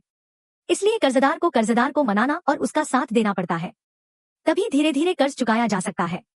ची किंगरू ने हल्के से उपहास किया, तुम्हारी सोच तो बिल्कुल उल्टी है। मैं फिर से उसके करीब झुक गया और उसके कान में फुसफुसाया, तुम्हारा कर्ज बहुत बड़ा है, इसलिए तुम्हें जीवन भर मेरे साथ रहना होगा। इस तरह मुझे अपने प्रेमी का कर्ज धीरे धीरे चुकाने के लिए पूरा जीवन मिल जाएगा। ठीक है, जीवन भर। हम दोनों लिफ्ट में चले गए और उसने ऊपर देखा और मुझे ध्यान से घूरने लगी। शीचेन, क्या तुम जानते हो कि एक जीवन काल का क्या अर्थ होता है? बिल्कुल जानता हूँ। मैंने उसकी आंखों में गहराई से देखा और एक एक शब्द करके उत्तर दिया। एक जीवन काल का अर्थ है कभी न छोड़ना, कभी हार न मानना और बुढ़ापे तक साथ रहना। ची किंगरू और मैं अब एक ही अपार्टमेंट बिल्डिंग में रहते थे। वो ऊपर थी और मैं नीचे। शी परिवार से निकाले जाने के बाद मेरे पास कुछ समय के लिए रहने की कोई जगह नहीं थी। सोंगी ने मेरे लिए ये जगह किराए पर ली थी। बाद में मुझे पता चला कि ये अपार्टमेंट असल में ची किंगरू का था। उसने चुपके से किसी को सोंगी को कम किराए पर ये अपार्टमेंट किराए पर दिलवा दिया था। ची किंगरू मुझे घर तक छोड़ने आई। क्या मैं सच में तुम्हारे यहाँ नहीं रह सकती? ची किंगरू ने बस मुझे एक नजर देखा। थोड़ा सब्र रखो, मैंने निराशा से कहा। ओह, और मैं घर की ओर चल पड़ी, हर 3 कदम पर पीछे मुड़कर उसे देखती रही। किंगरू घृणा भरी नजरों से लिफ्ट के पास खड़ी मुझे अनिच्छा से अपने कमरे में प्रवेश करते हुए देख रही थी। जैसे ही उसे यकीन हो गया कि मैंने दरवाजा बंद कर दिया है, क्यूई दादी के चेहरे से घृणा तुरंत खुशी में बदल गई। उनके होंठों के कोने ऊपर उठे, फिर उन्होंने उन्हें नीचे दबा लिया। आज रात वाकई रोमांचक थी। इतने सारे भावनात्मक उतार चढ़ाव। अभी भी अस्पताल की लिफ्ट में चेन के शब्द कभी नहीं भूलते, कभी हार नहीं मानते। बुढ़ापे तक साथ रहने की बात अब भी मेरे कानों में गूंज रही है, लेकिन फिर भी यह सब अवास्तविक सा लगता है। कहीं मैं सपना तो नहीं देख रही? मुझे नहीं पता था कि मेरे कार्यों और शब्दों ने उसके अंदर सालों से दबे प्यार को अचानक जगा दिया है। भगवान ही जानता है कि चेन को अपने साथ घर ले जाने की इच्छा को रोकने के लिए मुझे अभी कितना संयम बरतना पड़ा। ची किंगरू ने मेरे कसकर बंद दरवाजे पर आखिरी नजर डाली, फिर मुड़ी, ऊपर गई और नहाने के लिए बाथरूम में चली गई। अचानक ची किंगरू के हाथ के पिछले हिस्से में तेज दर्द हुआ। वह सदमे से चीख पड़ी। माउथवॉश का कप गिराकर उसने अपना हाथ उठाकर अपनी त्वचा को देखा। त्वचा पर कोई निशान नहीं थे, लेकिन दर्द अभी भी था। ची किंगरू ने नल बंद किया और बाथरूम से बाहर निकलने के लिए मुड़ी। वह सोफे पर बैठ गई और हाथ उठाकर उसके पिछले हिस्से को देखने लगी। दर्द धीरे धीरे कम हो रहा था। ची किंगरू सोफे से टेक लगाकर आंखें बंद कर ली। तभी दरवाजे की घंटी बजी। उन्होंने आंखें खोली और तुरंत देखा कि दरवाजे की स्क्रीन पर वही शरारती, बेशर्म चेहरा दिख रहा था। ची किंगरू ने बेप्सी से आह भरी। एचेन, क्या तुम मुझे थोड़ी देर चैन से नहीं रहने दे सकते? फिर उन्होंने खुद पर हंसते हुए कहा, छोड़ो, क्या मैं यही उम्मीद नहीं कर रही थी कि वहां जाए? ची किंगरू चलकर दरवाजा खोला। उन्होंने बेप्सी भरे स्वर में कहा, शीचेन, क्या तुम्हें पता है कि कितना समय हो गया है? उन्होंने देखा कि मैंने अभी भी वही कपड़े पहने हुए हैं जो पहले पहने थे। मैं सोच रही थी कि वापस आने के बाद से मैं क्या कर रही थी। मैं दरवाजे पर खड़ी थी और दयनीय भाव से उसकी ओर हाथ बढ़ा रही थी। किंगरू, माओ चू ने मेरे हाथ पर खरोंच लगा दी है। खरोंच का निशान साफ दिख रहा था। ची किंगरू ने मेरी चोट को गौर से देखा। अचानक बेचैनी से उसका दिल जोर से धड़कने लगा। क्या यह वही जगह नहीं है जहां मुझे अभी दर्द हुआ था? क्या यह महज एक संयोग है? वह होश में आई और बोली, क्या तुमने इसका इलाज किया है? मैंने सिर हिलाया। मुझे नहीं पता कैसे करते हैं। ची, किंगरू ने भौहें चढ़ाई। तुम्हारे पास बिल्ली है और तुम्हें खरोंच का इलाज करना नहीं आता? हाँ, सही है। माओ क्यों मेरी बिल्ली थी। मैंने उसे 4 साल पाला था। जब मैंने शी परिवार छोड़ा तो वही एकमात्र चीज थी जिसे मैं अपने साथ ले गई थी। मैंने ऐसे जवाब दिया जैसे यह दुनिया की सबसे स्वाभाविक बात हो। लेकिन मुझे पहले कभी किसी बिल्ली ने खरोंचा नहीं था। क्या यह स्वाभाविक नहीं है कि मुझे पता न हो? ची किंगरू अब मुझसे बहस नहीं करना चाहती थी। उसने मेरी कलाई पकड़ी और मुझे कमरे में खींच लिया। मेरी आंखों में हल्की सी मुस्कान झलक गई। ची किंगरू ने अचानक अपना सिर घुमाया। मैंने पलकें झपकाईं और तुरंत फिर से दयनीय दिखने लगा। क्या हुआ? उसकी अभिनय क्षमता तो वाकई लाजवाब है। ची किंगरू ने मन ही मन उपहास किया और मुझे रसोई में खींच ले गई। उसने नल चालू किया, मेरा हाथ पकड़ा और उसे बहते पानी के नीचे रख दिया, जिससे साफ पानी मेरे घाव पर बह गया। मैं थोड़ा सा सिहर उठा। पानी से घाव में जलन हो रही थी। मेरा हाथ पकड़े हुए ची किंगरू अचानक कांप उठी। उसे अचानक कुछ बुरा होने का आभास हुआ, क्योंकि उसी क्षण उसके हाथ के पिछले हिस्से में भी हल्का दर्द हुआ। दर्द? उसने मेरी चोट को ध्यान से देखा। खरोंच ज्यादा गहरी नहीं थी, बस त्वचा को हल्का सा चीरा लगा था। थोड़ा सा खून बह रहा था। धीरे धीरे सांस लेते हुए उसने अपने अजीब विचारों को दबा दिया। ची किंगरू बोली, मैं बाद में किसी को भेज दूंगी जो तुम्हें रेबीज का टीका लगा देगा, ठीक है? मैंने सिर हिलाया। हम दोनों इस समय बहुत करीब खड़े थे। मैंने अपना सिर थोड़ा नीचे किया और उसकी सिकुड़ी हुई भौहों वाला छोटा सा चेहरा देखा। मैंने उसकी सिकुड़ी हुई भौहों को देखा। मेरा दिल थोड़ा धड़क उठा। ची किंगरू को घूरे जाने से असहज महसूस हुआ और उसने लापरवाही से अपने कपड़े और कस लिए। मैंने उसे एक नजर देखा। कंजूस। ची किंगरू एक पल चुप रही, फिर उत्सुकता से पूछा, तुम्हारी बिल्ली ने तुम्हें क्यों खरोचा? तुमने इसे इतने सालों तक पाला है, यह अचानक तुम्हें क्यों खरोचेगी? खासकर एक नर बिल्ली जिसे मैंने खुद नसबंदी करवाई थी। मैंने मन ही मन बुदबुदाया, मुझे नहीं पता। मुझे लगता है मेरे घर में कुछ अपवित्र है। ची किंगरू थोड़ी अवाक रह गई। एचएन दिन ब दिन और भी अजीब होता जा रहा है। वह कुछ भी मनगढ़ंत बातें बना सकता है। मैंने आगे कहा। गंभीर आंखों से उसकी ओर देखते हुए, उसने शायद कोई भूत देख लिया है, इसीलिए वह पागल हो गया है। किंगरू, अब तो मैं वापस जाने की हिम्मत भी नहीं कर सकती। सच में, वह इस समय बहुत ही उग्र है। मुझे देखते ही वो बेकाबू हो जाता है। मुझे सच में थोड़ा अपराध बोध हो रहा था। मुझे लगा जैसे माओ चू को पता चल गया हो कि मुझमें कुछ गड़बड़ है। ची किंगरू चुपचाप मेरी मनगढ़ंत बातें सुन रही थी, इसलिए मैंने उम्मीद भरी निगाहों से उसकी तरफ देखा। तो क्या मैं तुम्हारे घर रुक सकती हूँ? सिर्फ एक रात के लिए। ची किंगरू मेरे करीब आई और मेरी तरफ देखा। शी चेन, मुझे ये पहली बार पता चल रहा है कि तुम कितने बेपरवाह हो। मैंने पूरी गंभीरता से कहा। मैंने जो कुछ भी कहा वो सच है। अगर तुम्हें यकीन नहीं है तो मेरे साथ नीचे आ जाओ और खुद देख लो। ची किंगरू ने कुछ पल मेरी तरफ देखा। अचानक उस अजीबोगरीब दर्द को याद करते हुए उसने सिर हिलाया। ठीक है, इतना कहकर वह बैठक की ओर चल पड़ी। बस, अब बहुत हो गया। पहले अपना हाथ सुखा लो, इससे कीटाणुरहित हो जाएगा। उसने प्राथमिक चिकित्सा किट निकाली, मेरा हाथ पकड़ा और आयोडीन में डूबी रुई से घाव पर लगाया। जैसे ही उसने लगाया, मेरे हाथ में तेज चुभन वाला दर्द हुआ। क्यूई किंगरू के हाथ में रुई का फाहा अकड़ गया। मेरे दर्द का एहसास और भी स्पष्ट होता जा रहा था। उसने मेरी तरफ देखा। क्या दर्द हो रहा है? मैंने सिर हिलाकर कहा, बस थोड़ा सा। क्यूई किंगरू जानती थी कि दर्द बस थोड़ा सा ही है। उसने गहरी सांस ली और रुई का फाहा फेंक दिया। चलो चलते हैं। चलो तुम्हारा घर देखते हैं। नीचे पहुंचते ही दरवाजा खुलते ही मैं क्यूई किंगरू के पीछे छिप गई। क्यूई किंगरू ने बेप्सी से मेरी तरफ देखा। यह तुम्हारा घर है, तुम यहाँ क्यों छिप रही हो? मेरी आंखें भर आईं। जटिल भावनाएं। वह सचमुच बहुत उग्र है। अभी जब मैं घर आई तो माओ चू सोफे पर सिकुड़कर सो रहा था, बिल्कुल एक नन्ही सी मुलायम गेंद की तरह। मैं उसके बगल में बैठ गई और कुछ देर खोई रही, अपनी उंगलियों से उसके रोएदार सिर को धीरे से सहलाती रही। मैंने उसे बहुत लंबे समय से नहीं देखा था। मेरे पिछले जन्म की उस आग में माओ चू बच नहीं पाया था। अचानक वह जाग गया। सबसे पहले उसने अपना सिर मेरी हथेली पर रगड़ा, लेकिन जैसे ही वह मुझ पर कूदने वाला था, उसकी गोल आंखें अचानक चौड़ी हो गईं। पल भर में ही उसके रोंगटे खड़े हो गए और वह हिंसक हो गया। इससे पहले कि मैं अपना हाथ पीछे खींच पाती, उसने मुझे खरोंच दिया। मैं जल्दी से खड़ी हुई और पीछे हट गई। माओ चू ने अपनी पीठ झुकाई और मुझे घूरने लगा। उसे मुझ पर झपटने ही वाला देखकर मैं अनजाने में ऊपर ची किंगरू के घर की ओर भागी। अब जैसे ही दरवाजा खुला, अंदर की बत्तियां अभी भी जल रही थी। यह देखकर कि मैं झूठ नहीं बोल रही थी, ची किंगरू आगे बढ़ी और बैठक कक्ष की ओर चलकर प्रवेश द्वार से अंदर चली गई। हमने बैठक कक्ष में उस लंबी बिल्ली को देखा। वह बैठक के फर्श पर गोल गोल घूम रही थी। ची किंगरू ने अपना सिर घुमाकर अविश्वास से मेरी ओर देखा। इसे कहते हैं सचमुच भयंकर। जैसे ही मैं कुछ बोलने ही वाली थी, माओ चू ने शोर सुना और उधर देखा। जो बिल्ली अभी अभी खुशी से खेल रही थी, वह अचानक से फिर से फूल गई। उसके बाल खड़े हो गए, पीठ झुकी हुई थी, दांत बाहर निकले हुए थे। वह मुझ पर झपटने ही वाली थी। मैंने सहज ही ची किंगरू का छोटा सा हाथ पकड़ लिया। सहज ही मैं उसके सामने आ गई। मैंने बेप्सी से कहा, देखो, हिज बिल्कुल ऐसा ही है। माओ क्यू ने हमला करने की मुद्रा बनाई।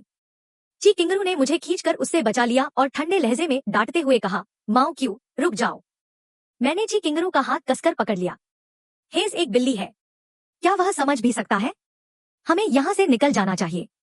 कल मैं किसी को भेजकर उसे पशु चिकित्सक के पास चेकअप करवा दूंगी। ठीक उसी क्षण माओ क्यू ने ची किंगरू की ओर देखा। वह एक पल के लिए स्तब्ध रह गया। फिर उसकी आंखों की क्रूरता एकदम गायब हो गई। उसके फूले हुए बाल पल भर में सीधे हो गए, मानो उसने किसी बिछड़े रिश्तेदार को देख लिया हो।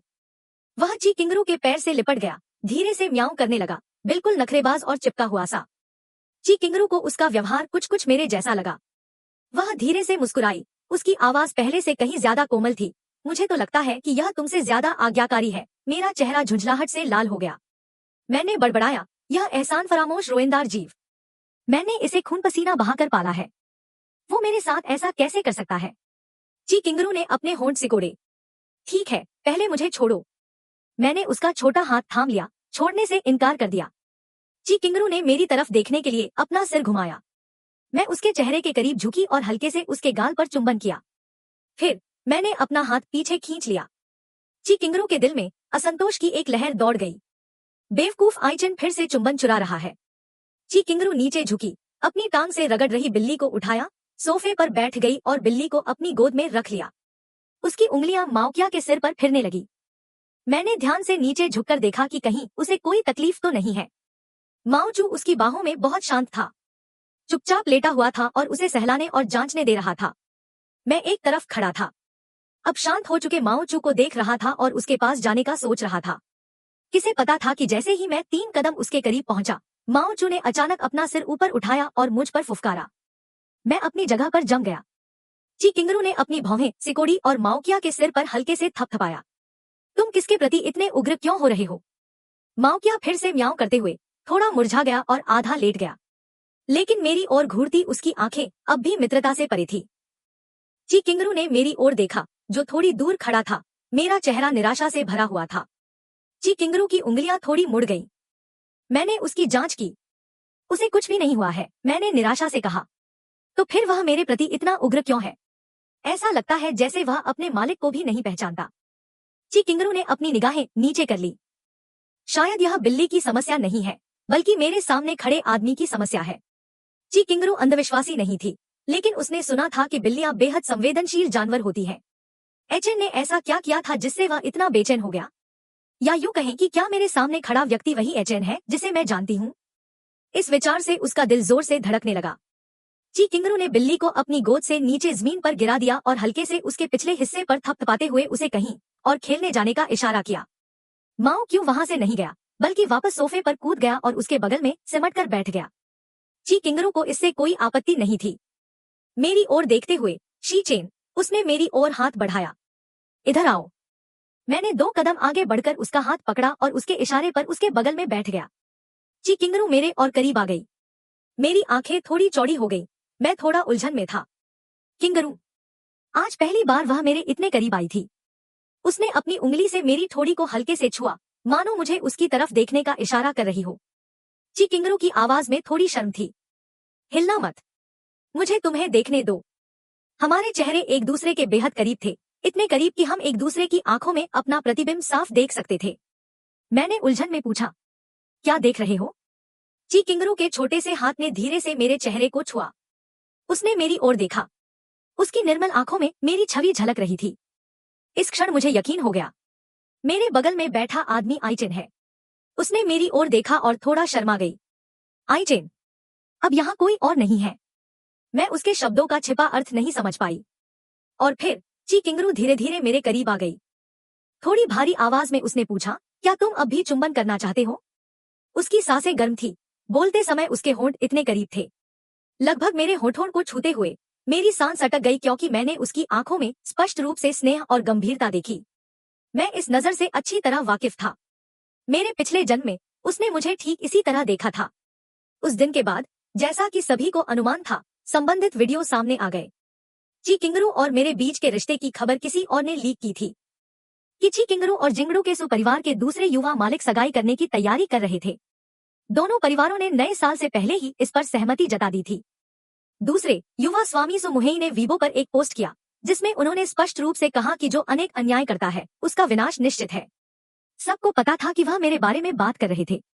कुछ समय के लिए मेरे प्रति लोगों में काफी दुर्भावना का भाव पैदा हो गया। हालांकि बाद में उस पोस्ट को तुरंत हटा दिया गया। सुमुहेई ने पोस्ट डिलीट कर माफी मांगी और ची चिंगरू ने स्वयं वीबो पर स्पष्टीकरण दिया। उसने कहा कि वही मुझसे संबंध बनाने की कोशिश कर रही थी और सुमुहेई से उसका कोई रिश्ता नहीं था। लेकिन तब तक लगभग कोई भी इस बात पर विश्वास करने को तैयार नहीं था। मुझे जनता के भारी विरोध का सामना करना पड़ा। अत्यधिक दबाव के कारण शी परिवार में मेरे माता पिता भी मुझसे ठंडा व्यवहार करने लगे। हिमोमो की तो बात ही छोड़िए, जिसने मुझे दूरी और अस्वीकृति से भरी आंखों से देखा। उस समय मैं बहुत पीड़ा में था। अपनी पीड़ादायक भावनाओं को व्यक्त करने के लिए मेरे पास कोई जगह नहीं थी। मैं उन्हें केवल ची किंगरू पर ही उंडेल सकता था। तब भी वह मुझे ठीक इसी तरह देखती थी। लेकिन उस समय के मैंने उसकी स्नेह को दुर्भावना समझ लिया था। बहुत समय बाद जाकर मुझे समझ आया। उसकी आंखों में जो दृढ़ता और कोमलता थी, वह एक ऐसा प्यार था जिसे उसने कई वर्षों तक दबा रखा था। वह मुझे बहुत लंबे समय से पसंद करती थी। मुझे अचानक खोया हुआ देखकर ची किंगरू ने हल्के से अपने होंठ सिकोड़े और पूछा, अब और चुंबन नहीं करना चाहते? मैं अचानक होश में आ गई। मेरे हाथ अनायास ही उसे गले लगाने के लिए बढ़ गए। नहीं। तो फिर चुंबन? उसकी आवाज में एक अनजाने शर्म का भाव था। मैं खुद को एचएन को चुंबन के लिए पेश कर रही हूँ। उसके शब्दों से मेरे कान जल उठे। लेकिन अभी उस छोटे से पल में मुझे अचानक अपने पिछले जीवन की घटनाएं याद आ गईं। मैं जानती थी कि मुझे पहले इस बारे में स्पष्ट रूप से पूछना होगा। मैंने हाथ बढ़ाया और उसे धीरे से थोड़ा पीछे धकेल दिया। जब उसने थोड़ी शर्मिंदगी और झुंझलाहट के साथ मेरी तरफ देखा, मैंने सीधे सीधे पूछा, क्या तुम और सुमुहे की सगाई हो रही है? ची चिंगरू एकदम जम गई। सुमुहे कौन है? मेरे चेहरे पर झुंझलाहट साफ झलक रही थी। दरअसल पिछली बार उसने मुझे समझाया था, सुमुहे से उसका कोई रिश्ता नहीं था। उनके परिवारों ने एक बार उनकी मुलाकात करवाई थी, लेकिन उसने वहीं पर साफ साफ मना कर दिया था। बस आज ची चिंगरू और मैं चर्चा में हैं। अब हर कोई हमारे रिश्ते के बारे में अटकलें लगा रहा है। हालांकि इस बार मेरी सगाई किसी ने नहीं करवाई, लेकिन मेरे पिछले जन्म के घटनाक्रम के अनुसार कल ची चिंगरू और सुमु की सगाई की खबर ट्रेंडिंग लिस्ट में सबसे ऊपर होगी। सुमुहे फिर से वही पोस्ट करेंगी। इसलिए इस बार मुझे पहले इस मामले को सुलझाना होगा। मैं जनमत के भड़कने का इंतजार नहीं कर सकती। आजकल लोग बाद में दी गई स्पष्टीकरणों पर आसानी से विश्वास नहीं करते। मैंने उसे घूरते हुए याद दिलाया, सुपरिवार की दूसरी छोटी मालकिन सुमुहे, जो नए साल से पहले विदेश से लौटी थी। क्या तुम दोनों ब्लाइंड डेट पर नहीं गए थे? और अब भी कहती हो कि उसे नहीं जानती? वैसे चिचिंग्रो और सुमु की ब्लाइंड डेट के दौरान मैं उनसे अचानक मिल गई थी। उस समय वे दोनों एक रेस्टोरेंट के प्राइवेट रूम से कंधे से कंधा मिलाकर बाहर निकल रहे थे। मैंने दूर से चिचिंग्रो को घूरा और मन ही मन बुदबुदाई, मैं जहां भी जाती हूँ उससे क्यों टकरा जाती हूँ, और वो भी किसी हैंडसम लड़के के साथ। मुझे सच में बहुत गुस्सा आता है। अब पीछे मुड़कर देखने पर मुझे जलन हो रही है। तो वो उस समय ब्लाइंड डेट पर गई थी और अब दिखावा कर रही है कि वो उसे जानती ही नहीं। मैंने तुरंत उससे खुद को छुड़ाने की कोशिश की। ची किंगरू ने धीरे से कहा, हम अच्छे से रहो। फिर जैसे अचानक उसे कुछ याद आया हो, उसने कहा, ओह, तुम्हारा मतलब सुएर से है। सुएर? यह सुनकर मुझे और भी बुरा लगा। तुम उसे इतने आत्मीयता से बुलाती हो, है ना? तुम उसे सुएर बुलाती हो, लेकिन मुझे मेरे पूरे नाम से, ची किंगरू ने बेप्सी से कहा, सब लोग उसे इसी नाम से बुलाते हैं। मुझे तो उसका असली नाम भी नहीं पता। अगर मैं उसे उस नाम से नहीं पुकारूंगी तो और क्या कहूँ? सुमुहे बचपन में विदेश चला गया था और कुछ ही महीने पहले लौटा है। जिंगड़ेव परिवार के अमीर घरानों और मालकिनों के बीच वह ज्यादा घुल मिल नहीं पाता। मैं सुमुहे से सिर्फ एक बार मिली हूँ। मुझे उसका नाम याद नहीं है। मुझे बस इतना पता है कि सब उसे सुअर कहते हैं। बोलते बोलते ची चिंगरा का छोटा सा चेहरा मेरे सीने से सट गया। उसकी आवाज में हल्की सी मुस्कान थी। वैसे भी अगर उसे सुअर कहना ही आत्मीयता है, क्या तुम चाहती हो कि मैं अब से तुम्हें शीदा कहकर बुलाऊं? उसके इस जवाब से मैं अवाक रह गई। शीदा नाम सुनने में अच्छा नहीं लग रहा था। छोड़ो, इस बारे में ज्यादा नहीं सोचूंगी, मैंने उलझन में उससे पूछा। तो फिर उसके साथ तुम्हारी ब्लाइंड डेट का क्या हुआ? ची किंगरू ने अपने छोटे होंठ सिकोड़ लिए। क्या एक बार मिलना ब्लाइंड डेट कहलाता है? मैंने आह भरी। मेरी दादी ने मुझे उससे एक बार मिलने के लिए कहा था, लेकिन रेस्टोरेंट जाने से पहले मुझे पता नहीं था कि मुझे उससे मिलना है। वहां पहुंचकर मैंने उसे सीधे मना कर दिया। यह लगभग वैसा ही था जैसा उसने मुझे मेरे पिछले जन्म में बताया था। मैंने थोड़ा सा भौहें सिकोड़ी। आपके परिवार का क्या? वे स्वाभाविक रूप से मेरी इच्छाओं का सम्मान करते हैं। चियाई परिवार को वैसे भी किसी विवाह संबंध की आवश्यकता नहीं है। मेरे माता पिता स्पष्ट रूप से मेरी इच्छाओं को प्राथमिकता देते हैं। साथ ही यह सब मेरी दादी ने तय किया था। मेरी दादी और सुमुआ की दादी बचपन में घनिष्ठ मित्र थी। हालांकि बाद में उनके बीच दूरियां आ गईं, फिर भी सुमुआ की दादी ने खुद इस बात का जिक्र किया। मेरी दादी ने मुझे उनसे मिलने के लिए कहा ताकि उनकी इज्जत बनी रहे। इसे किसी भी तरह से सोची समझी शादी का गठबंधन नहीं कहा जा सकता। मैं गहरी सोच में डूब गई थी, इसलिए मुझे लगा कि उनका वास्तव में कोई रिश्ता नहीं था। मैंने राहत की सांस ली। बस सुमुहेई को वीबो पर पोस्ट करने से रोकना होगा। मुझे क्या करना चाहिए? ची किंगरू ने थोड़ी उलझन में मेरी तरफ देखा। मुझे ऐसा क्यों लग रहा है कि एचेन का व्यवहार दिन ब दिन अजीब होता जा रहा है, जबकि मुझे पूरा यकीन है कि वह चेन परिवार का ही है। कुछ तो गड़बड़ है। उसने अपना सिर झुकाया और माओ चू की तरफ देखा, जो अभी भी उसके बगल में सिमटा हुआ था। उसकी नजरें अभी भी अनफ्रेंडली थी। ची किंगरू ने मुंह बनाया और मेरी तरफ देखा। कितने समय पहले की बात है? तब तो तुमने मुझे घूरा भी था। क्या तुम्हें लगा कि मैंने ध्यान नहीं दिया? अब अचानक से ये बात क्यों उठा रही हो? उसके छोटे से चेहरे पर नाखुशी के भाव थे। क्या तुम मुझे ठुकराना चाहती हो? तो तुमने मुझे टालने के लिए ये घटिया बहाना ढूंढ लिया? शी चेन, क्या अब तुम ये नाटक नहीं कर सकती? मैंने उसकी तरफ देखा। मेरी आवाज नरम पड़ गई। मैं नाटक नहीं कर रही। तो साबित करके दिखाओ। ची किंगरू मेरे करीब झुक गई। एचिन, थोड़ा और पास आओ। अगर एचिन मुझे चूमने को तैयार नहीं है, फिर वो उसे चूम लेगा, है ना? मैं अब और संकोच नहीं करना चाहती। वैसे भी पहले तो उसने ही मुझसे बात शुरू की थी। जैसे ही मैं कुछ कहने वाली थी, चालाक किंगरू धीरे से मेरे करीब आई। उसकी नाक लगभग मेरे गाल से छू गई। मेरा दिल जोर से धड़कने लगा। मुझे उसकी इस कोमलता का एहसास हुआ। यह मेरे पिछले जीवन में उसके प्रभुत्व से बिल्कुल अलग था। मेरे पिछले जीवन में ऐसी कोमल आत्मीयता लगभग कभी नहीं थी। जो बिल्ली पहले ची किंगरू के बगल में थी, वह अचानक फिर से बेचैन हो गई और उसकी गोद में रगड़ने और खुजली करने लगी।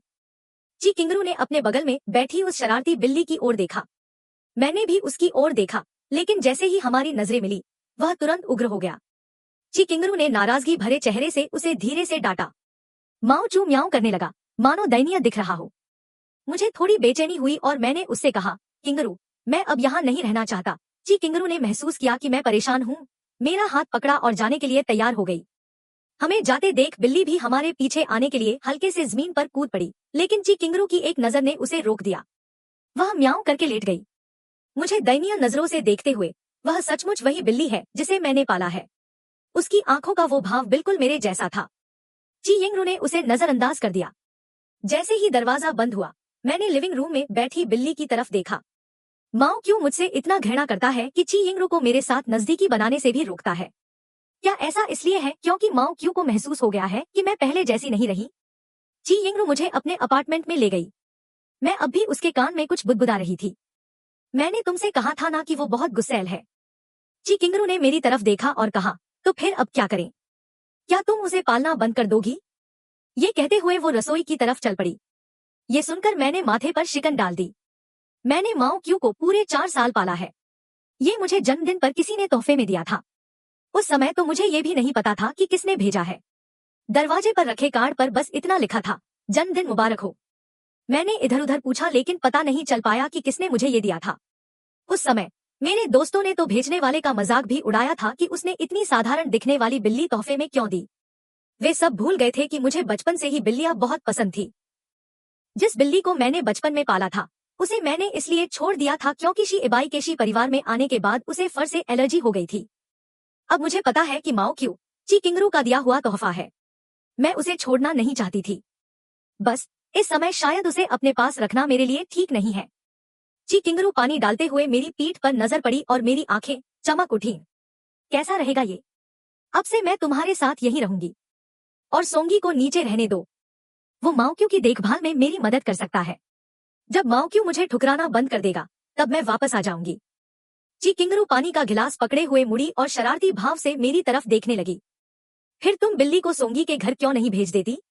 मैंने बेपरवाही से कहा। माओक्यू अपने परिवेश से जुड़ा हुआ है। अगर उसकी जगह बदली गई तो वो ठीक से खाएगा पिएगा और सोएगा नहीं। उसे बहुत तकलीफ होगी।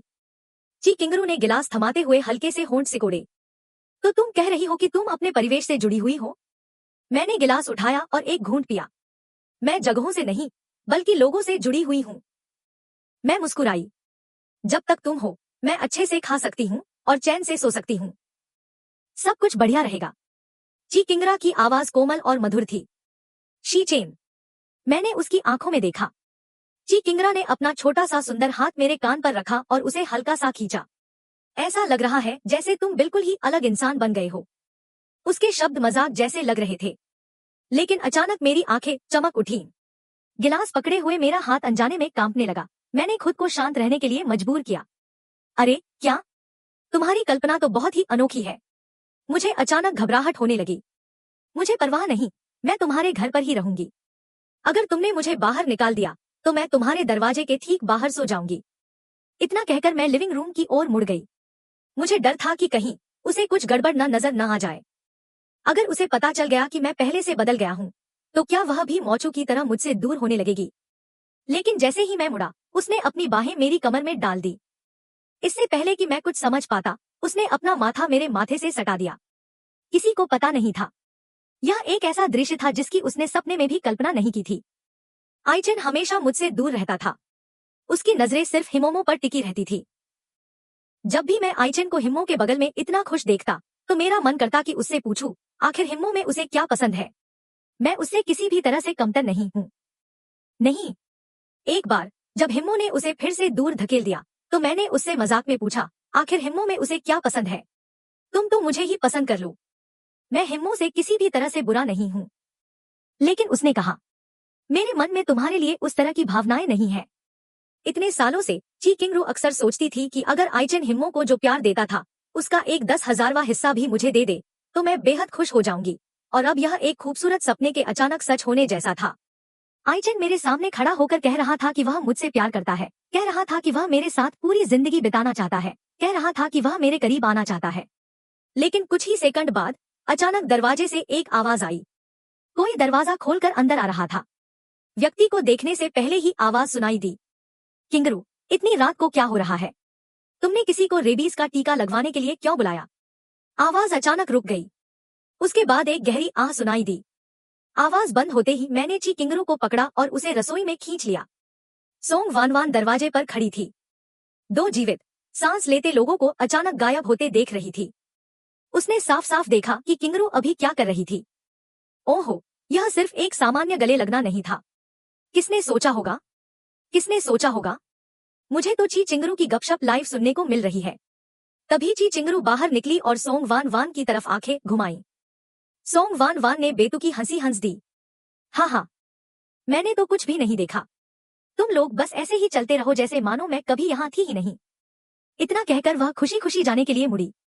दरवाजा बंद करते हुए सोंग वान वान दरवाजे से टिक गई और एक गहरी सांस ली।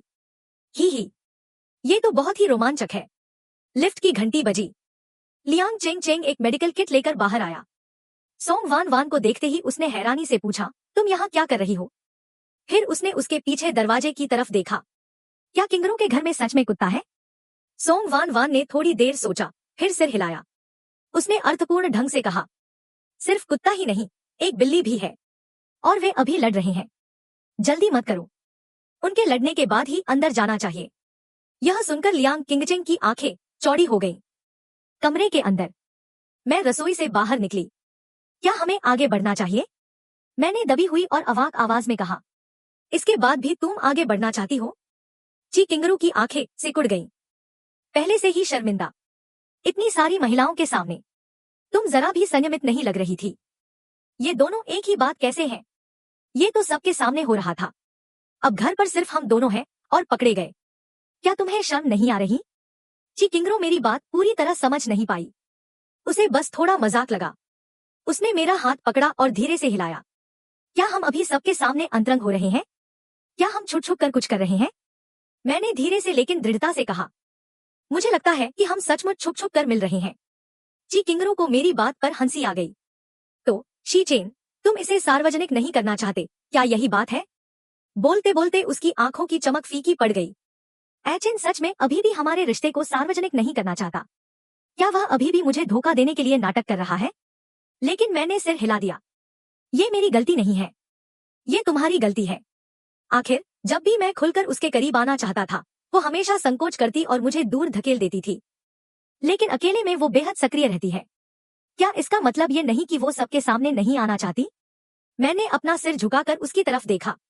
देखो, जब हम बाहर होते हैं तो तुम मुझे पास तक नहीं आने देती। खुद ही गिन लो, आज बाहर तुमने मुझे कितनी बार ठुकराया। ची किंगरो को उम्मीद नहीं थी कि मैं इस तरह से पासा पलट दूंगी। आज सुबह ही तो उसने मुझे देखते ही बेचैनी दिखाई। फिर रात तक उसका रवैया एकदम बदल गया और वह खुद मेरे पास आने लगा। क्या मैं ही पहल करके नजदीकी बढ़ाने की हिम्मत करूंगी? ची किंगरू सचमुच बहुत परेशान थी। उसने सीधे मेरी बाह में अपना हाथ डाला और अपना छोटा सा चेहरा उठाकर सीधे मेरी तरफ देखा। क्या तुम कह रही हो कि अगर मैं उन्हें अभी अंदर बुला लूं और हम उनके सामने ही वही सब करते रहें जो हम कर रहे थे? ठीक है। इससे पहले कि मैं कुछ बोल पाती, ची किंगरू ने सिर हिलाया। इतना कहकर उसने मुझे छोड़ दिया। मैं एक पल के लिए जम गई। मैंने देखा कि वह पहले ही बैठक कक्ष की ओर जा चुकी थी। मुझे सच में विश्वास नहीं हो रहा था कि वह सोंग वानवान के सामने ऐसा करेगी, लेकिन मैंने उसे दरवाजा खोलने से भी नहीं रोका। आखिर लोगों को बाहर बंद रखना तो बहुत ही असभ्य बात है। मैंने पहले से रखा पानी उठाया और उसे खत्म कर दिया। उधर ची किंगरू ने पहले ही दरवाजा खोल दिया था। अंदर आओगे?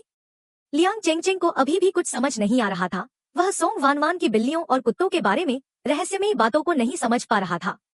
आखिर क्या हो रहा था?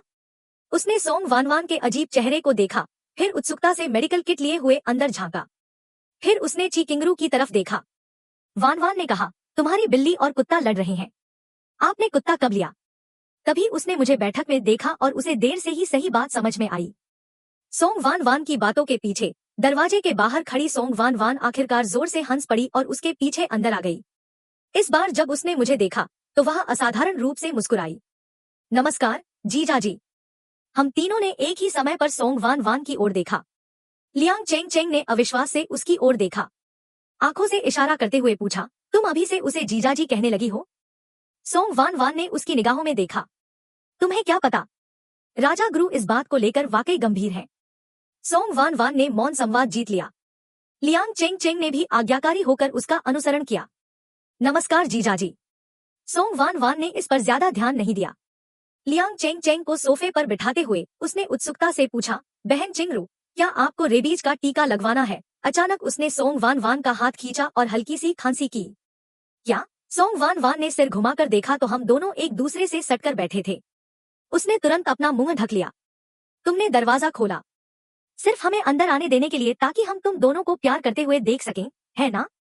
हम तो यहाँ बिल्कुल ही फालतू के लोग हैं। दोनों ने एक दूसरे की तरफ अकड़ कर देखा। चीचिंगरा के इस साहसिक कदम से साफ तौर पर हैरान थे। क्या तुम्हें अब भी लगता है कि मैं बस अपने रिश्ते को सार्वजनिक नहीं करना चाहती? मैंने जोर से सिर हिलाया। नहीं, आप सचमुच बेहद खुले दिल और उदार हैं। ची किंगरू के चेहरे पर थोड़ी सी शर्म झलक गई। अगर इससे भी काम नहीं चलता तो हम लिविंग रूम में जाकर उनके सामने ही बात कर सकते हैं। मैंने अचानक उसका मुंह ढक दिया। डरावना, यह औरत सचमुच उतनी ही बेकाबू है जितनी मेरे पिछले जन्म में थी। बस करो, बस बहुत हो गया। ची किंगरू और मैंने 2 पल के लिए एक दूसरे की आंखों में देखा। मुझे अपनी हथेली पर कुछ छूने का एहसास हुआ। मैंने सहज ही पीछे हटकर हार मान ली। मुझे लगता है कि मुझे पहले टीका लगवा लेना चाहिए। ची किंगरू मुझे बाथरूम की ओर खींच ले गई। पहले नहा लो, टीका लगवाने के बाद नहा नहीं सकते। मैं एक पल के लिए जम गई, लेकिन मेरे पास समय नहीं है। किंगरू को शायद पता था कि मैं क्या कहने वाली हूँ। बाथरूम में नए टॉयलेटरीज हैं। कपड़ों की बात करें तो मैं नीचे जाकर आपके लिए कपड़े ले आती हूँ।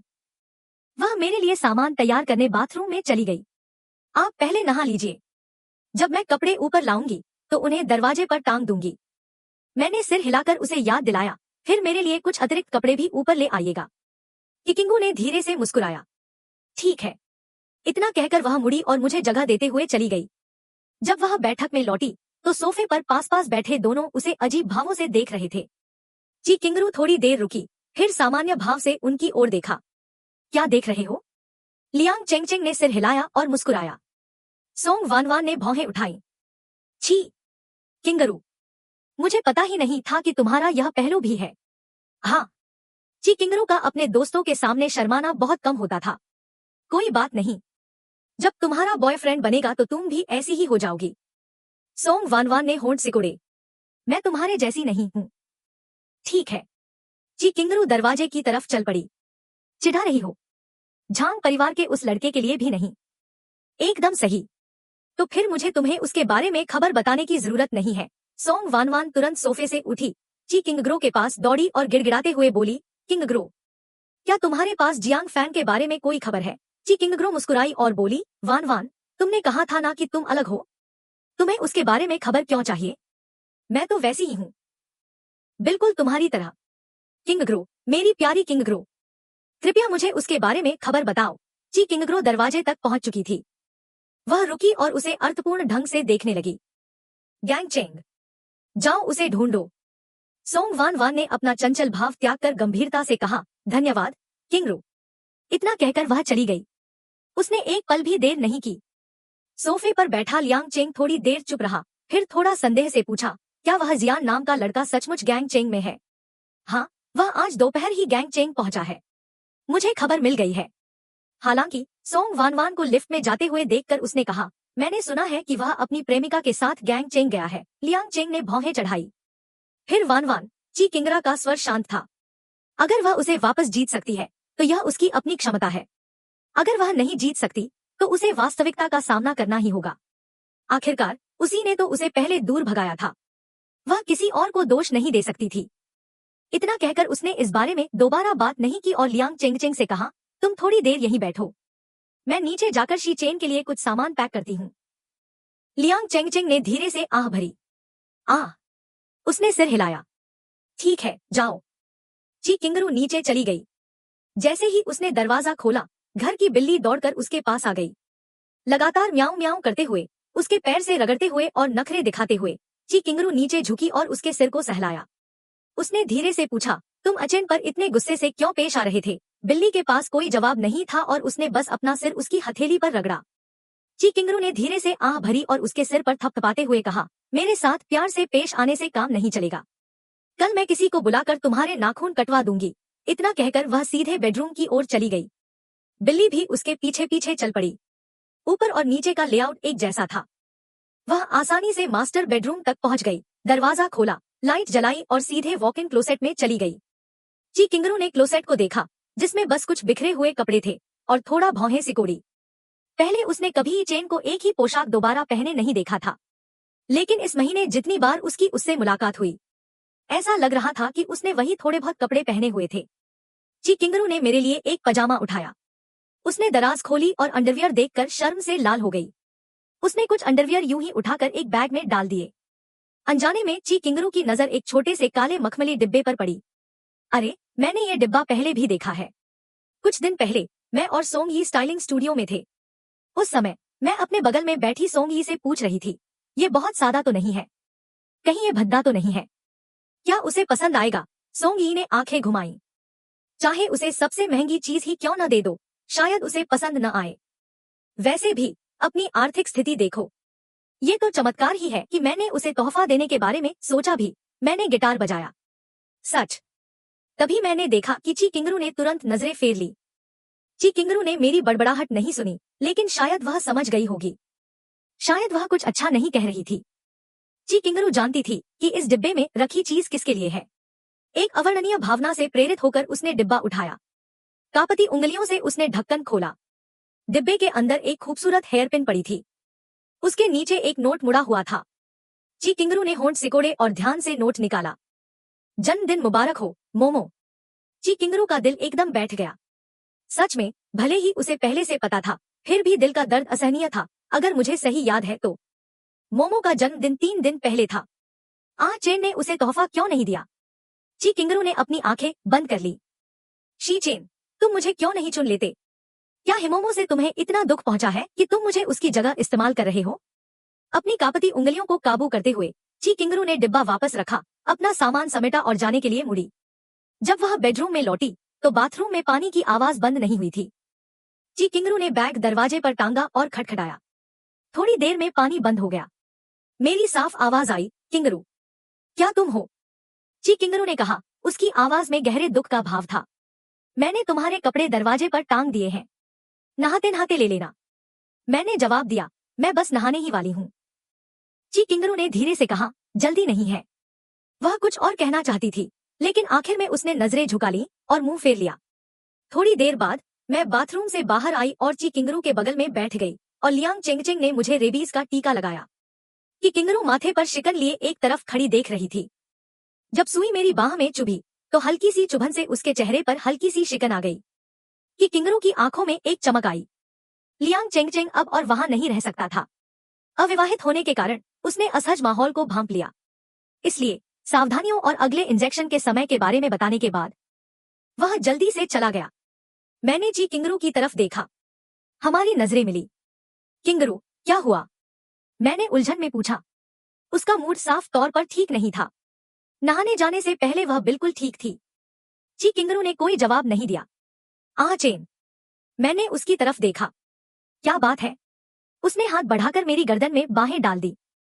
मेरे कान के पास झुककर फुसफुसाया, क्या तुम मुझसे शादी करना चाहते हो? मुझे विश्वास नहीं हुआ। तुमसे शादी? वह मेरे कान के पास ही रही। चलो अभी सगाई कर लेते हैं। अभी सगाई? अभी से तुम्हारा मतलब?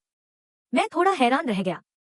मेरा मतलब है कि हम अभी एक दूसरे के प्रति प्रतिबद्ध हो जाएं और कल सुबह सबसे पहले अपना विवाह प्रमाण पत्र ले लें। ची किंगरू ने मेरे कान के पास आकर धीरे से पूछा, चेन, क्या तुम मुझसे शादी करना चाहते हो? मैं अचानक थोड़ा हैरान रह गया। शादी? किंगरू ने पिछले जन्म में भी कई बार इस बात का जिक्र किया था। पहले तो मैं उसके प्रति बहुत उदासीन थी। बाद में जब मैं उस स्थिति में पहुंच गई तो मेरी अनिच्छा और भी बढ़ गई। उसके बाद चिंगरू ने इस बारे में बात करना बंद कर दिया और चुपचाप मेरे पास ही बैठी रही। लेकिन एक बार मैंने उसके अध्ययन कक्ष की दराज में हीरे की 2 अंगूठियां देखी। मैंने चुपके से अपनी अंगूठी पहनकर देखी। वह बिल्कुल फिट बैठ रही थी। मेरी चुप्पी ने ची चिंगरू की सांसें रोक दी। हवा इतनी शांत थी कि हमारी धड़कनें साफ सुनाई दे रही थी। उसकी आवाज में थोड़ी निराशा थी। क्या तुम अनिच्छुक हो? चेन, बिल्कुल नहीं। मुझे बहुत खुशी होगी। ची किंगरू ने आखिरकार हिम्मत करके अपनी नजरें मेरी आंखों में डाली। किंगरू, मैं बहुत खुश हूँ। मैंने उसे गले लगाया और गोल गोल घुमाया।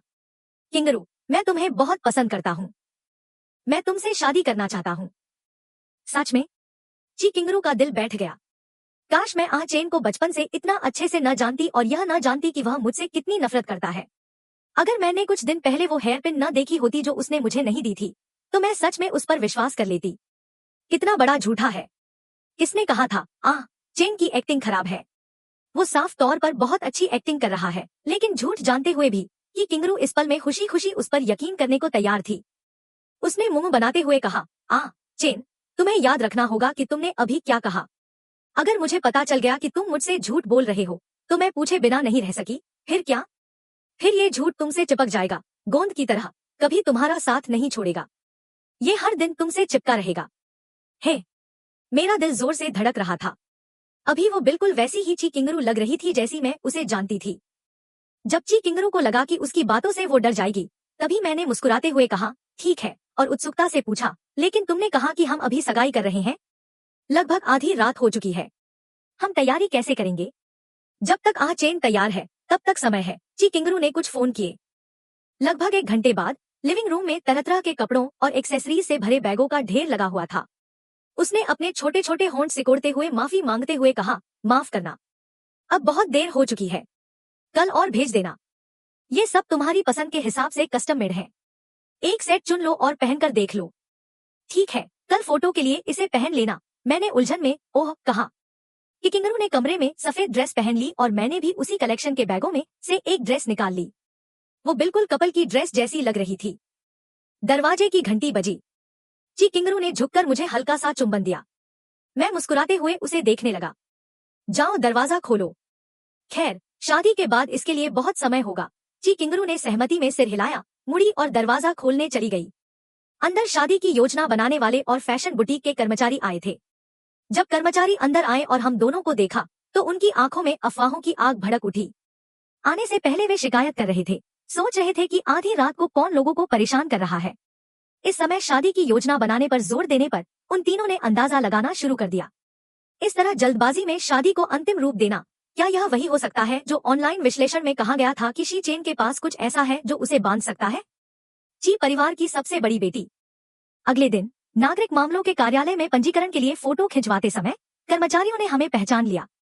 उनकी आंखों में कानाफूसी भरी थी। हम दोनों कंधे से कंधा मिलाकर बैठे थे। ची किंगरू ने मेरी तरफ देखा और अचानक बोली, रुको।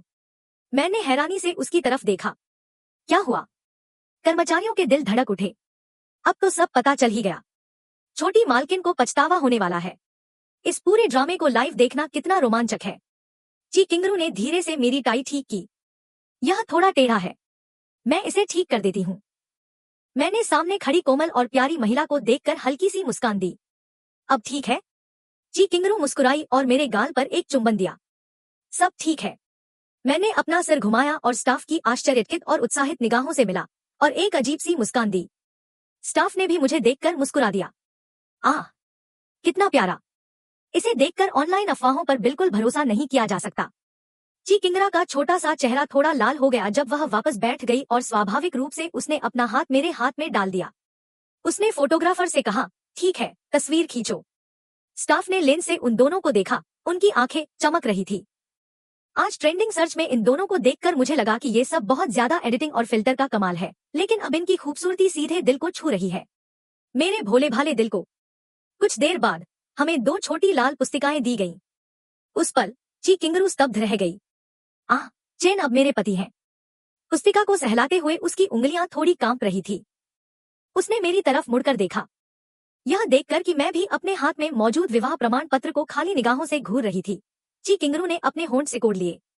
वह सोचने लगी कि क्या चेन इस समय ज्यादा खुश है या ज्यादा नाराज। नागरिक मामलों के कार्यालय से निकलते हुए ची किंगरू ने तैयार किए गए शादी के उपहार कर्मचारियों को सौंप दिए। आप बहुत दयालु हैं। यह तो बस हमारा काम है। सुश्री ची और श्री ची को वैवाहिक जीवन की हार्दिक शुभकामनाएं। आपका प्यार जीवन भर बना रहे। ची किंगरू का चेहरा और भी सौम्य हो गया। धन्यवाद। घर लौटते ही ची किंगरू ने देखा कि मैं अभी भी अपना सिर नीचे करके हाथ में मौजूद विवाह प्रमाण पत्र को देख रही थी। क्या देख रही हो? क्या आचेन नाखुश है?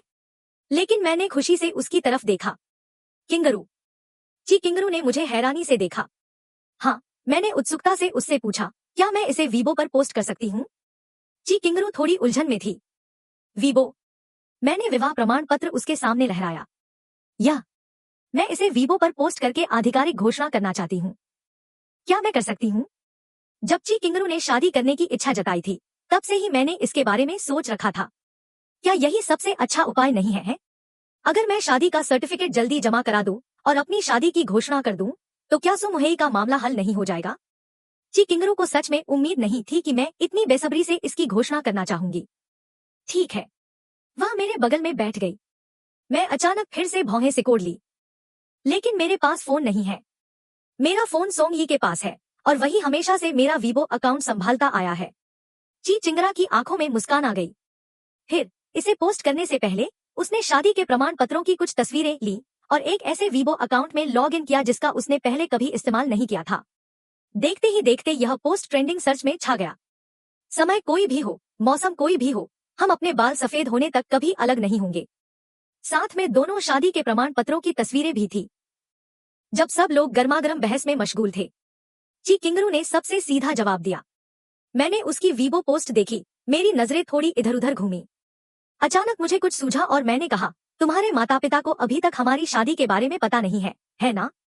ची किंगरू धीरे से मुस्कुराई। पतिदेव। मेरा चेहरा तुरंत लाल हो गया और दिल जोर से धड़कने लगा। ची किंगरू हंस पड़ी। अगर तुम्हारे पास इसके बारे में सोचने का समय है, तो तुम किसी और चीज के बारे में सोच लो। मैंने उलझन में पूछा। किस बारे में? ची किंगरू मेरे करीब झुक गई। मैंने उलझन में पूछा, तुम्हें सोचना चाहिए कि आज रात हम लिविंग रूम में बैठकर बातें करेंगे या अपने अपने कमरों में जाकर अलग अलग आराम करेंगे। इन दोनों विकल्पों में क्या अंतर है? ची किंगरू ने पलकें झपकाईं। तुम्हें बस फैसला करना है, मैंने सोचा और सहजता से उसका छोटा हाथ पकड़ लिया। तो फिर किंगरू, मेरे साथ आराम करो। ची किंगरू ने हमारे जुड़े हुए हाथों को देखा। पछताना मत। चेन। मैंने उसे बेपरवाही से देखा। मुझे पछतावा क्यों होगा? रात होते ही ची किंगरू ने बिना किसी झिझक के कंबल खींचकर खुद को कसकर लपेट लिया। मैंने उसे खाली निगाहों से देखा। तुम क्या कर रही हो? ची किंगरू ने शांत भाव से कहा, सोते हुए। मैं बिना ठीक से ढके कैसे सो सकती हूँ? मैं और भी उलझन में पड़ गई। क्या तुम मेरे साथ नहीं सोने वाली थी? ची किंगरू ने कंबल के नीचे से हाथ बढ़ाकर अपने बगल की जगह को थपथपाया। हाँ, बिस्तर पर आ जाओ। मुझे अभी भी स्थिति समझ नहीं आई। रुको, बस ऐसे ही। ची किंगरू ने मेरी आंखों में देखा। वरना क्या तुम्हारे कोई और इरादे थे? हम तो शादीशुदा है, उसने नखरे से कहा। मुझे पता है। उसकी आंखों में शरारत की झलक थी। वह झुकी और हल्के से मेरे गाल पर चुंबन किया।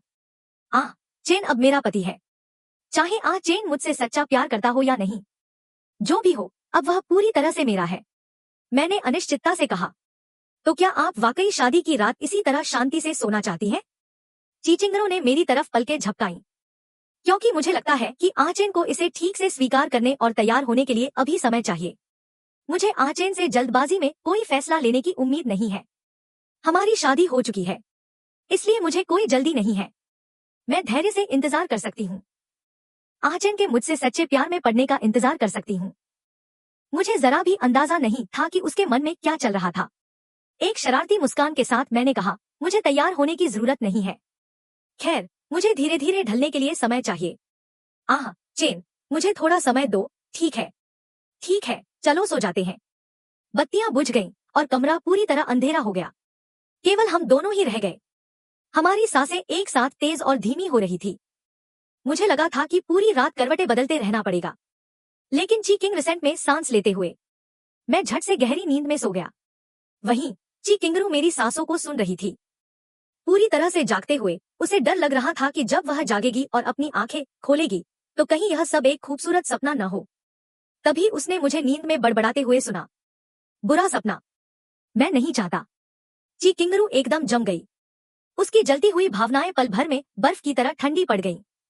मैं ठंडे पसीने से भीगकर सपने से जाग उठा। मेरी पहली प्रतिक्रिया कांपते हुए अपने चेहरे को छूना थी। निशान नहीं, असमान त्वचा नहीं। मेरी सांसें धीरे धीरे स्थिर हुईं। उस पल मुझे सचमुच लगा कि मेरा पुनर्जन्म महज एक सपना था। क्या ऐसा नहीं था? मैंने अपनी आंखें बंद कर ली, शांत होने के लिए कुछ देर रुका, फिर आंखें खोलकर बगल में देखा। ची किंगरू वहां नहीं थी। मैं उठ बैठा और पास की घड़ी पर नजर डाली। सुबह के सिर्फ 6:30 बजे थे। वो इतनी जल्दी क्यों उठ गई थी? मेरा भी सोने का कोई इरादा नहीं था। मैंने चादर हटाई और बिस्तर से उठ गई। बेडरूम का दरवाजा खोलते ही मैंने देखा कि लिविंग रूम के सामने वाली बालकनी में की और ग्रू मेरी तरफ पीठ करके खड़ी थी। मैं उनके पास गई और पीछे से उन्हें गले लगा लिया। तुम इतनी जल्दी क्यों उठ गई?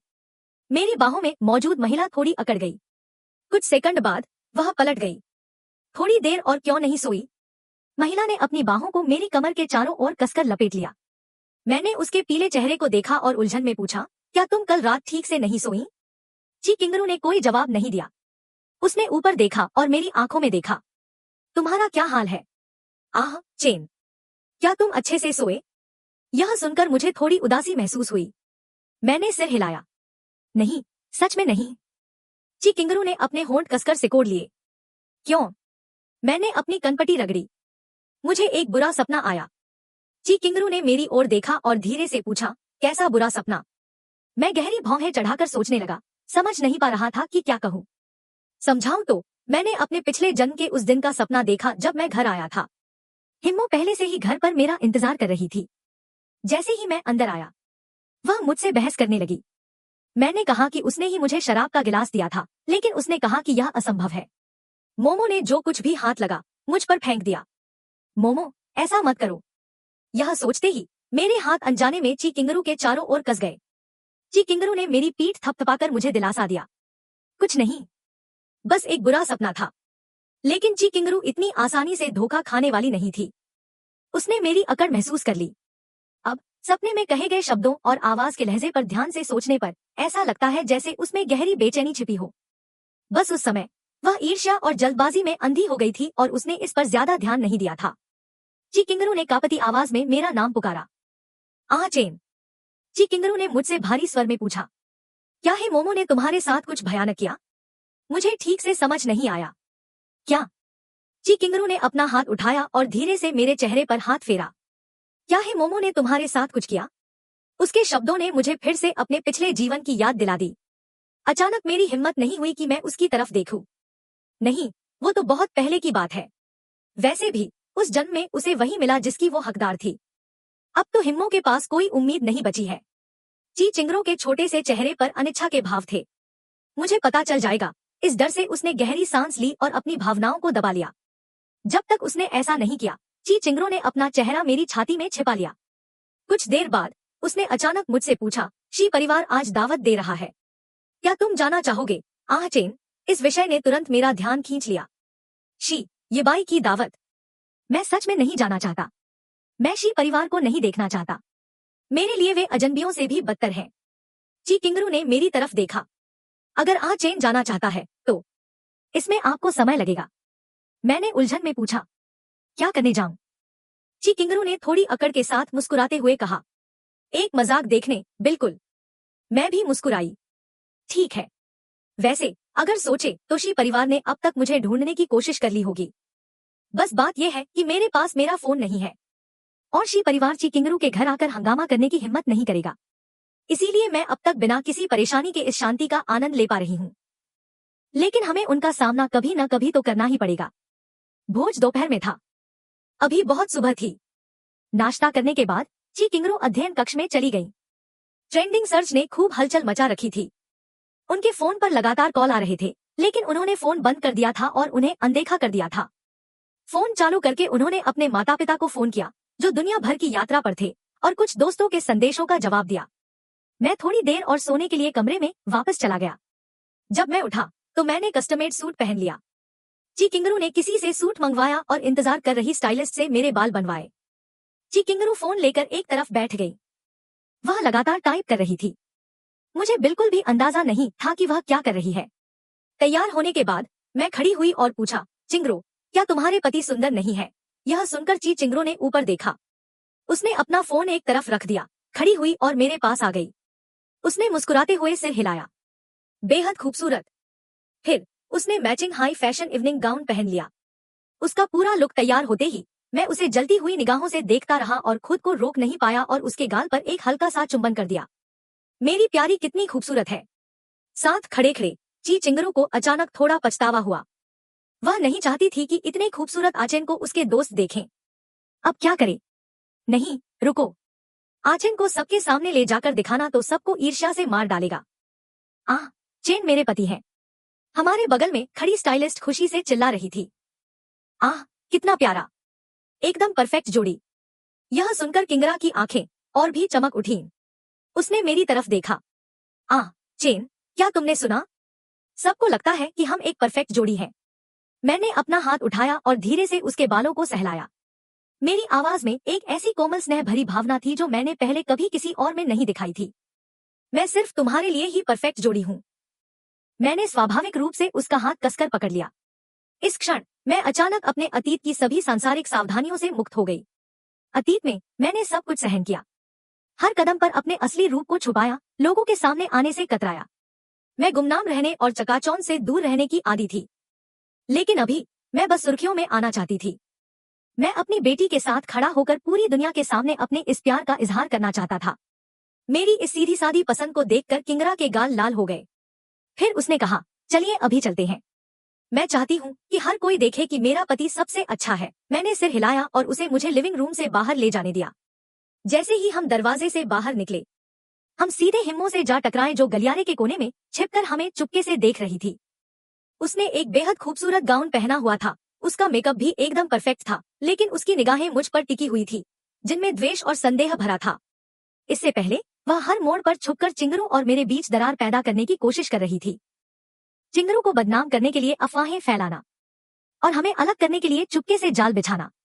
व्यर्थ ही मेरे पक्ष में आने की कोशिश करना और वह सब कुछ जो सही मायने में चिंगरू का था देखती है। उसकी हिम्मत कैसे हुई हमारे सामने आने की। चिंगरू और मुझे एक दूसरे की उंगलियों को कसकर पकड़े हुए देखकर इतना कोमल और स्नेहपूर्ण लग रहा था। हिमोमो का चेहरा पल भर में पीला पड़ गया। उसकी आंखों में आशा की आखिरी किरण भी चकनाचूर हो गई। उसकी जगह तीव्र ईर्ष्या और कड़वी नफरत ने ले ली। वह एक कदम आगे बढ़ी। चेन, क्या तुम सचमुच उसके साथ रहोगे? मैं उससे कमतर क्यों हूँ? मैंने तुम्हारे लिए इतना कुछ किया है। मेरे बोलने से पहले ही तुम मेरी तरफ क्यों नहीं देखते? चेन मेरे पति हैं। उनके दिल में सिर्फ मैं ही हूँ। तुम्हारी सारी साजिशें और सनक शुरू से ही गलत थी। मैंने हाथ बढ़ाकर किंगरू को प्यार से अपनी बाहों में भर लिया। मेरी आंखों की कोमलता पल भर में गायब हो गई। उसकी जगह एक कंपकपी ठंडक ने ले ली। तुमने जो कुछ किया वो बलिदान नहीं थे, वो तो द्वेषपूर्ण कृत्य थे। मैंने हिमोमो को देखा जो हर शब्द स्पष्ट रूप से बोल रही थी। किंगरू के बारे में अफवाहें फैला रही थी, चुपके से उसे फंसाकर हमारे बीच फूट डालने की कोशिश कर रही थी, और यहाँ तक कि दूसरों को रिश्वत देकर हमारे रिश्ते को बदनाम करवा रही थी। मुझे तुम्हारे हर काम के बारे में पता है। मैंने पहले इस पर कार्रवाई नहीं की क्योंकि मैं नहीं चाहती थी कि किंगरू तुम्हारे घिनौने कामों से कलंकित हो। इसका मतलब यह नहीं है कि मैं तुम्हारी दुर्भावना का समर्थन करती हूँ। हिमोमो का चेहरा एकदम पीला पड़ गया। उसने पलटकर जवाब देने की कोशिश की, लेकिन उसके पास आए कर्मचारियों ने उसे रोक दिया। ये वही लोग थे जिन्हें उसने पहले अफवाहें फैलाने में मदद के लिए रिश्वत दी थी। सभी ने स्वेच्छा से पूरी सच्चाई कबूल कर ली थी। सबूत अकाट्य थे। उसकी सारी साजिशें और चालें पूरी तरह से बेनकाब हो गईं। उसने बड़ी मेहनत से जो छवि बनाई थी वह पूरी तरह से धराशायी हो गई। उसकी प्रतिष्ठा धूमिल हो गई और जो संबंध कभी उस पर निर्भर थे वे सब बिखर गए। अपने स्वार्थी संदेह और शातिर साजिशों के लिए उसे भारी कीमत चुकानी पड़ी और अंततः सभी ने उसे धोखा दिया। उस पर तरस खाने वाला कोई नहीं था। मैंने अपनी बाहों में चिंगराव की तरफ देखा। ठीक है, समस्या हल हो गई। अब कोई हमें परेशान नहीं कर सकता। राजा ग्रू ने मेरी तरफ देखा। चिन, अब से ऐसी कोई भयानक बात नहीं होगी। ठीक है। उसकी आंखें तारों की तरह चमक उठीं। मैंने गंभीरता से जवाब दिया। ठीक है, हमारे जीवन भर केवल शांति और संतुष्टि रहेगी। कुछ दिनों बाद हमारी शादी तय समय पर आ गई। शादी का स्थान फूलों से खिला हुआ था और गर्म धूप पूरे क्षेत्र को नहला रही थी। यह एक भावपूर्ण और भव्य समारोह था। वे सभी लोग उपस्थित थे जिन्होंने कभी हमारे साथ दयालुता से व्यवहार किया था और वास्तव में हमारी भलाई की कामना की थी। ऐसे मित्र भी थे जिन्होंने चुपचाप हमारा साथ दिया और सुख दुख में हमारे साथ खड़े रहे। ऐसे सौम्य दयालु बुजुर्ग भी थे जिन्होंने हमारी यात्रा देखी थी। यहाँ तक कि वे अजनबी भी थे जिनकी हमने कभी मदद की थी और वे कृतज्ञता से भरे हृदयों के साथ आए थे। हर किसी के चेहरे पर सच्ची मुस्कान थी। उनकी आंखें आशीर्वाद से भरी हुई थी। एक शानदार टक्सीडो पहने हुए मैं फूलों के सागर के अंत में खड़ा था। मेरी निगाहें चमकती हुई चुपचाप अपनी दुल्हन का इंतजार कर रही थी। तभी शुद्ध सफेद शादी की पोशाक पहने किंगरू धीरे धीरे मेरी ओर बढ़ी। मेरा संसार कोमलता से भर गया। बाकी सब कुछ पृष्ठभूमि में धुंधला गया। वही एकमात्र प्रकाश थी। वह कदम दर कदम मेरी ओर बढ़ती गई। उसकी आंखों में तारों की चमक थी और प्रेम उमड़ रहा था। मैंने आगे बढ़कर उसका हाथ थाम लिया। मेरी आवाज कोमल पर दृढ़ थी। अतीत में मैंने अकेले ही तूफानों का सामना किया, दुनिया की बुराई देखी और उसकी सारी कड़वाहट का स्वाद चखा। मुझे लगा था कि मेरा बाकी जीवन नीरस अकेलेपन में ही बीत जाएगा। जब तक मैं तुमसे नहीं मिला, तुमने मुझे कोमल होना सिखाया, मुझे किसी की परवाह करने का साथी दिया और मुझे यह दिखाया कि किसी के प्रिय होने का क्या अर्थ होता है, पूर्णता का क्या अर्थ होता है। आज से मैं तुम्हें अपनी पत्नी के रूप में स्वीकार करता हूँ। हर साल, हर सुबह और हर शाम मैं तुम्हारी रक्षा करूंगा, तुमसे प्यार से पेश आऊंगा, तुम्हें जीवन भर दुलारूंगा, तुम्हें कभी नहीं छोड़ूंगा और कभी निराश नहीं करूंगा। किंगरा की आंखें थोड़ी लाल हो गईं। हमारा बाकी जीवन लंबा है। मैं बस आज चैन के साथ रहना चाहता हूँ, एक दूसरे का सहारा बनकर, साल दर साल। दर्शकों की ओर से जोरदार तालियां बज उठीं और आशीर्वाद की आवाजें एक के बाद एक गूंजने लगी। सब कुछ गर्मजोशी और उत्साह से भरा हुआ था। मैंने अपना हाथ उठाया और चिंगरू की उंगली में अंगूठी पहना दी और अपनी दुल्हन को कसकर गले लगा लिया। गर्म धूप हमारे चेहरों को छू रही थी, फूल खिल रहे थे और पूरा माहौल आशीर्वाद से भर गया था। दुनिया की सारी सुंदरता हमारी ओर उमड़ पड़ी। तूफान थम गया था और सब कुछ आखिरकार ठीक हो गया था। आज से चिंगरू और मैं जीवन भर साथ रहेंगे, हर साल सुरक्षित और स्वस्थ रहते हुए एक परिपूर्ण और संपूर्ण जीवन जीना।